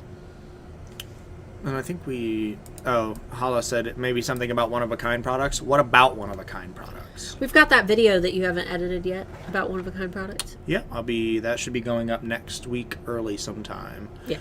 How long is the course? I think we answered that. Is the cost somewhere for the Alpha course? Yeah, so Handmade Alpha Academy is a 9-module video course, but you also have access to my email address in the student campus. And we have a bunch of bonuses too. Oh, yeah. Yeah, the bonuses vault. But you also have access to my email address. And mine. Mark's email address. The student campus where our alumni are, who have significantly better answers than me now because they've... They've been doing it. Yeah. Oh, my God. Some of them have made more sales than me. I think, honestly, wonderful. at this point, with the amount of people that we have in there, access to that Facebook group is good information just as much as the course is. Like, oh, yeah. The Facebook group itself is almost just as valuable. But we don't let everybody in. It sounds really crappy that way. We don't let everybody in because we know that the people that buy the course are people that are serious about their business. Yeah, well, it's not that if you don't, you're not serious. This free information is good for a lot of people. We've got a free group too. So we've got a free group. But anyway, the other question was how much does it cost? We don't have the price like out there because we do a big discount for people who are on the email list. Email list members get $1,000 discount. So the price of the course is $997 for a one-time payment. Normally $1,997. So you get the $1,000 discount, or you can pay $199 a month for 6 months. There's a 30-day money-back guarantee. No questions asked. No questions asked. And I know a lot of sellers do a similar price comparison, and there's only access to like their discounted price. No, we have people that sign up for the full price for some reason, but it does happen. Yeah, the full price is a real price. People do check out at the full price. It's not just us being like a marketing tactic. We do it specifically for the people that we know us, and we don't want to charge them. It's worth the $2,000. Oh yeah, our sellers make that back. We just yeah. Anyway, we all need refreshers, or sometimes you might catch something new on an old topic. Yeah, I got you. Midwest Seller is going to be signing up. Dope. Awesome. HAA took me weeks, but I went totally in depth. You have lots of homework to do. Exactly. And look at how, especially your branding and how consistent your brand has come since then, Samantha. Kind of a different one. How to convey high quality in pictures and descriptions. How to justify price with pictures. Does that make sense? Yeah, so I think that good photos are one of the number one things that can really justify high pricing. If you are trying to position yourself within the pricing of premium products, I think that it is extremely important to have the very best pictures that you possibly can. And if you're charging, we'll say like $200, $300, $400 for products, maybe you create jewelry or something, I would say that at that point, you should no longer be using like a cheap camera phone or a cheap digital camera. You should be getting something like that Nikon Coolpix L820, something that's really going to capture the detail and really spend time, because ultimately people are buying the entire experience, not just the product. They are buying your photos. They are buying your descriptions. in terms of writing your descriptions, I would say just go as accurately as possible. Maybe talk about the process of creating your products. Another thing that you can add into your 10 product photo slots is a photo of you making your product or working. I think that that's a really great way to justify price, where we've got a lot of sellers on Etsy who obviously, sneak past the system and don't hand make their products. They just buy them on, eBay or AliExpress and pretend that they're handmade. But if you've got photos of yourself making your products and nobody else does, then you're going to be the one that shoppers know is the trustworthy one. You're going to be the one that they know created those products by hand. So that would be another way. But ultimately, just make sure that your branding is good, that you're positioned professionally, and that you match up to some of the other competitors who are pricing, with those premium prices. Because if you don't match up, you're not going to be the obvious choice in the mind of your buyers. Do you have water? I have Mio. I'm fine with Mio. Would be great if you could find a Pinterest pro to do a Friday being. I'd love to learn more about a Pinterest strategy. We'll look into that. We're looking at some different things. So, Charlie asked if we would consider doing a tutorial on how to use Canva. Today's video was almost how to use Canva Pro, but we need more time to prep for that. Yeah. Do you guys want a tutorial for Canva Pro, the one that I paid for? Because anybody can hop on Canva, but do you want to see like what the Pro $100-something a month one comes with? I would be happy to do that next week. Is that $100 something a month or $100 something a year? Oh, a year. I'm sorry. Oh, you about pissed me off. I was like, that is not worth it. It's like when the Amazon box shows up and he's like, "What did you buy?" Just wanted to see the Amazon man. Ooh, the sexy Amazon man. We get a lot of people asking for Pinterest, so we're looking into that one. I just don't use it that much. Are there any E-Rank tutorials? I just have the free version. Yeah, totally. Go to E-Rank's YouTube channel. Go to my channel and search E-Rank under my main banner. I've got a bunch of E-Rank tutorials. And you can also go to erank.com/blog. There are tons of blog posts in there. Some of them are mine. You can usually find my little character on mine. And Pam Duthie, she's in the chat somewhere. If you find her on YouTube, she has a ton of E-Rank tutorials as well on her channel. So lots of those. And if you guys want more, just let me know what specifically you want. How can we tell our listing quality score? We can't know that, can we? Nope. You know that your listing quality score is good if your listing is selling, getting lots of engagement, and it's ranking high in search. But Etsy doesn't tell us what our listing quality score is, and they also don't tell us what our customer and market experience score is, which is the score of our shop as a whole, including all of our listings, all of our feedback, and cases against our shop or things that have gone wrong. Those are things that tick down your overall customer and market experience score. Then Samantha said, I'm almost at 6,000 sales. My shop is almost 5 years old, and since HA in June 2020, I've made 2,503 sales, almost half of my time sales. Yeah, she's not one to humble brag, but she made the course, and I'll brag on her. The course is a banger, and I'm sorry. How can we... we just read that one. What if all the keywords to describe your item are high competition? What's the best way to branch out? Like I said, high competition is always a bad thing. I try to get a couple high competition terms in there if they describe exactly what your item is. And then I wouldn't... If you say that all of the keywords that describe your item are high competition, I would say to, once again, start branching out into who it's for, the occasion that it could be bought for, and things like that, because those tend to be a little bit lower competition. They can help get you found, and they can help get you maybe some of those initial sales to help boost your listing quality score a little bit more so that you can start ranking above some of those other listings.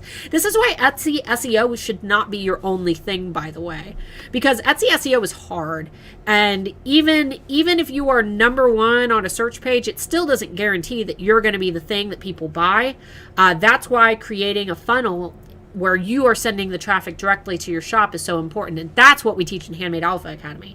We do teach SEO there, but we also teach you how to build an email list. That way, if your car breaks down and you need to replace something on a Wednesday and you don't have any money coming in, you can just be like, oh, I'll just throw an Etsy sale and get a bunch of sales when you need them. It's direct traffic flow to your shop when you want it there. So how about how to create videos for listings? What makes a good video? Tips, tricks, etc. Yeah, we could probably do one on that. Keep that Listing cataloged. videos? Yeah. Can we do one on what makes an ideal Etsy shop to supplement Etsy critiques videos? That's kind of what the Etsy critique videos are. Yeah, we do the same At the end of things the in day. almost all of our Etsy critique videos. Yeah. I'd love suggestions on how to be more time efficient and productive in my business. Maybe equipment upgrades to save time as well. Yeah, we can kind of... That's one that I suggested yesterday, was like efficiency and productivity. We could do that. My big thing is I'm kind of no nonsense. Yeah, people get really offended in those videos. Yeah, I'm no nonsense because we all have the same 24-hour day. You have the same one that Elon Musk does, and he's launching rockets into space. I just launched 60 the other day. So I would say that the best thing that you can do for yourself, start putting this somewhere else. I know that sounds crazy, but put this somewhere else. Stay off of this. Yep. I'm so bad about scrolling through my timeline, and I mean... Yep, wipe when you're done. Don't sit on your phone. That's honestly. That's true. Honestly. We've all been there where you sit on the toilet 20 minutes after you're done and just sitting at your phone. Just true. Get up. Go somewhere else. And I also talk about toilet marketing. If you're going to be... If you know you're going to be on the toilet for a while... Do work on the toilet. Post an Instagram photo, not of yourself on the toilet. Post an Instagram photo that you have, already on your phone of your product. That could have went really bad. It could have. But, Sharon said Elon Musk has quite the army of people working for him. He didn't when he started PayPal, and now he's the richest man in the world. That's true. He started it by himself with a small group of people. Yep, so he was a tiny business. Everybody has the same 24-hour day. Absolutely. And now he just shares memes on Twitter. Maybe that could be you someday. Oh, I hope that's me. Oh, God, I hope that's me. Boop. I think I skipped a couple here. Here we go. Boop. I wonder if Etsy lets all keywords and tags be mixed up is because they translate for so many different languages. English sentence structure is the opposite of many other languages. It's an advanced form of Boolean, where like if you get on Google and you type something in, if you put quotation marks around what you're searching, it will search for specifically an exact match of that. If you put quotation marks around one word out of a sentence, it will use, what the hell did you call it? Yeah, it'll exact match that one word, but it'll broad match everything else. So it'll say it has to have this one word, and I think you can do that on Etsy as well. I'm pretty sure you can use Boolean on Etsy. Sure. But that's kind of how it is. It takes all of the words, it looks at them in every specific exact match that it can, and then it looks at every broad match that it can, and then comes up with a way to present the information to you. That's why it's not just like a click and you're on the page. It's a click, takes a second, it thinks, and then it provides you with what you're looking for. So I know that's super confusing, but if you look up Boolean, it's not, I don't think Etsy uses Boolean specifically, but it's kind of like that, if that makes any sense. You can also do ands, ors, and things like that. Anyway. If I have a low visibility score on eRank, what steps would you do to increase visibility? Visibility is all about everything that we've talked about previously. First of all, you want to make sure that before you get visibility, because it doesn't matter if you have good visibility if your like thumbnail isn't clickable, if it's bad.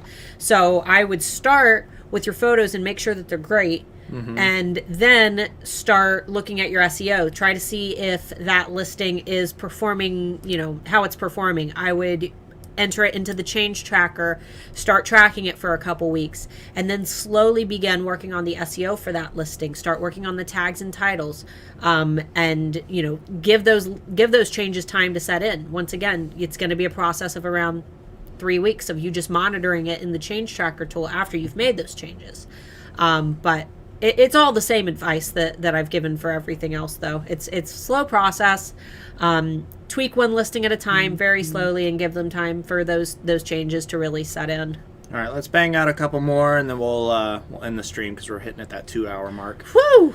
Yep. Is there any risk to selling Disney Avengers character design on our products like tote bags and masks? See many sellers doing it without a license. Yeah, don't do it. Yeah, don't do it. Unless you have explicit permission from Disney themselves, which I doubt you do, don't do it. All right, so here's the thing. You guys are going to see a lot of sellers that do it. And you think to yourself, well, they're doing it, and Etsy's not doing anything. But the thing is, Yeah. it's not Etsy's job to do it. Etsy's not the one that shuts down shops, okay? Only the person who owns the copyright can claim infringement on somebody who is violating a copyright. And Disney has lawyers, and their job is to do that. Their job is to find sellers who are out there infringing on their copyright, and it happens all the time. It happened a couple... Oh, are we losing it? Nope. It happened a couple years ago with a daycare that just had Disney characters painted on their wall, and Disney sued the daycare. So basically, Disney hires these lawyers, and a lot of the times these lawyers will wait. They'll keep an eye on your shop. They've got you on almost like a little list, and they will watch and wait until you make so many sales, and then they'll jump and file that infringement. So here's the thing. It's not worth the risk. You don't just get your shop taken down. You get your buyer and seller account permabanned because your IP is banned. We did a Friday Bean episode a few weeks ago called All the Reasons, like reasons sellers get banned from Etsy. Go watch that video because we go really in depth. Don't sell copyright stuff. If you're selling on Etsy, That's a small business move. Right, yeah. If you're selling on Etsy, you probably don't have the money to afford a lawyer that can beat Disney. Yeah. I'm sorry, we don't. Yeah. Anyway, I tried putting links in my listings that didn't work. Perhaps I did it incorrectly. I don't know. It might be a thing. I believe that links to other Etsy listings will be active. And I believe that external links will have to be a copy and paste system. If all else fails, just instruct the shopper, copy and paste this link into your browser. But I believe that other Etsy listing links still work, I thought. Just follow up to our last one. Is it okay if I sell a watercolor palette shaped like the Harry Potter Deathly Hallows triangle and never mention Harry Potter at Okay, all? so I will say, Not legal professionals. not legal professionals, no Harry Potter terms in your listings. This is we're writing a really thin line here, but I had to do a lot of research on this. The Deathly Hallows symbol cannot be copyright because it consists of geometric shapes, and you cannot copyright geometric shapes. But you So can. does the Disney mouse, though, But and the Olympic symbol, and that's copyright for sure. but the colors and everything that go with those things. Yeah. Deathly Hallows isn't a specific color palette. Neither is the Mickey Mouse symbol, though. Be careful. This is why we're riding the line. And this is why we challenge each other even in our opinions. Yeah. Technically, they're just geometric shapes slapped together. Does the combination of shapes justify something that they could claim to be originally their own? Probably not. The Deathly Hallows symbol is probably something that somebody else used for some other kind of design at some point in history. Right. I mean, it looks like an alchemical symbol. Somebody probably used it in some goofy design somewhere someday. I wouldn't do it.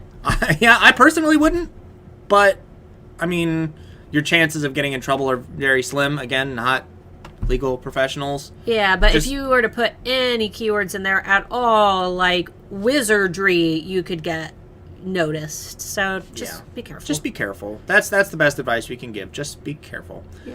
Anyway, what do you do when your customer keeps sending you messages after they've placed an order? Usually the messages to tell me that they placed an order. What a coincidence. We have swipe files. Yeah. So wait, they're getting messages from their customers telling them that they've placed an order. thank them. Thank them. Thank them. Thanks for placing your order. It'll be shipping in this many days. Don't get annoyed when people message you if they're not being like mean or crappy, if they're just letting you know. Swipe file strategies down below. I highly recommend getting it because remember when we talked about getting good reviews and that helping your listing quality score, which can help your ranking, which can help you to be placed higher in search. Getting those good reviews is very, very important. It's one of the main factors that Etsy looks at when they're trying to rank those listings to help accumulate that listing quality score because they know that that's a sure thing that people are buying. My swipe files down below follow Etsy's policies. They are proven to work. We have thousands of alphas who use them. They are the most valuable free thing that I offer, and they can help you to get those good reviews on your listings. That way you can, for one, build good communication with customers, and for two, they can help you to get those good reviews to help your listings overall quality score, to help you rank and search. So all the information for those is down below. Just look for the 5-star customer service strategy. Also down below from last week's Q&A, we've got Amber's wholesale cheat sheet. If you want to steal that and start using that to prep some wholesale orders, make sure that you watch last week's episode of the Friday Bean, and that'll help you with wholesale as well. And then we've also got my 2021 marketing calendars down below if you need help planning for the next few months. Those are going to run until December. So plenty of months ahead. They're going to tell you optimal shopping days and good days to hold sales and good days to host collections and things like that. So lots of freebies. Get the free stuff. Yep. And if you're not subscribed, make sure you do. Make sure you subscribe. Click the little bell icon. Select all to be sure to be notified every time we go live, most of the time. And to get notified anytime we upload a video. Leave a like if you liked it. For scritches. Leave a down thumb if you didn't like it, if you're a loser. Yeah. Only losers dislike our videos. That's right. We're going to get a bunch of dislikes. We are going to get a bunch of dislikes. Please like the video. There's 142 of you here now. We've had concurrently 816 different people show up to this video. So, yeah, 817. There you go. If we didn't get to your question, I know there's a lot of questions left unanswered. I know British Standard Time kicks into effect next week. I think it's British Standard Time, right? You guys go to your standard one, no time saving crap next week. That's why a lot of people showed up late. Yeah, I know. It's because we're an hour behind Guys, normally. But that fixes next week. If you're on my email list, I send you an email 1 hour before the Friday Bean, and there's a countdown timer right in it and a button straight to the live stream. Start opening those emails. Our open rates are so bad. We've decided that we're gonna delete everybody on my email list who doesn't open my emails because I'm paying for you to be there. We pay a lot of money. We've got like how many friggin' people? A lot. A lot. We've got a lot. 12,000? British summertime. That's what it is, not British Standard. British So summer. we have decided that we're going to do a big email list clear out. So make sure that The cleanse. So make sure that you're opening my Friday They have a Bean. star system. If you're a 1-star person and you've been on the list for like more than a year, where you're getting dumped in the toilet. But you can always resubscribe. You can always resubscribe. And if you send me an email saying that you're not getting my emails anymore after that happens, I can't add you back to the list. You got to subscribe yourself. So it's your fault. Just open the emails. They let you know when we're doing stuff. And we try not to spam you. We're not like everybody else. We only send you emails every once in a while. Once a week for the Friday Bean, if I've got something free, and then when Handmade Alpha Academy opens, I send you like a bunch because it's only 10 days. So you get 10 consistent days of Starla. 20 if you want to count the whole year because HIA opens twice a year. So you get 20 days of consistent Starla. Yep. And then we chill. We chill for the rest of the year. One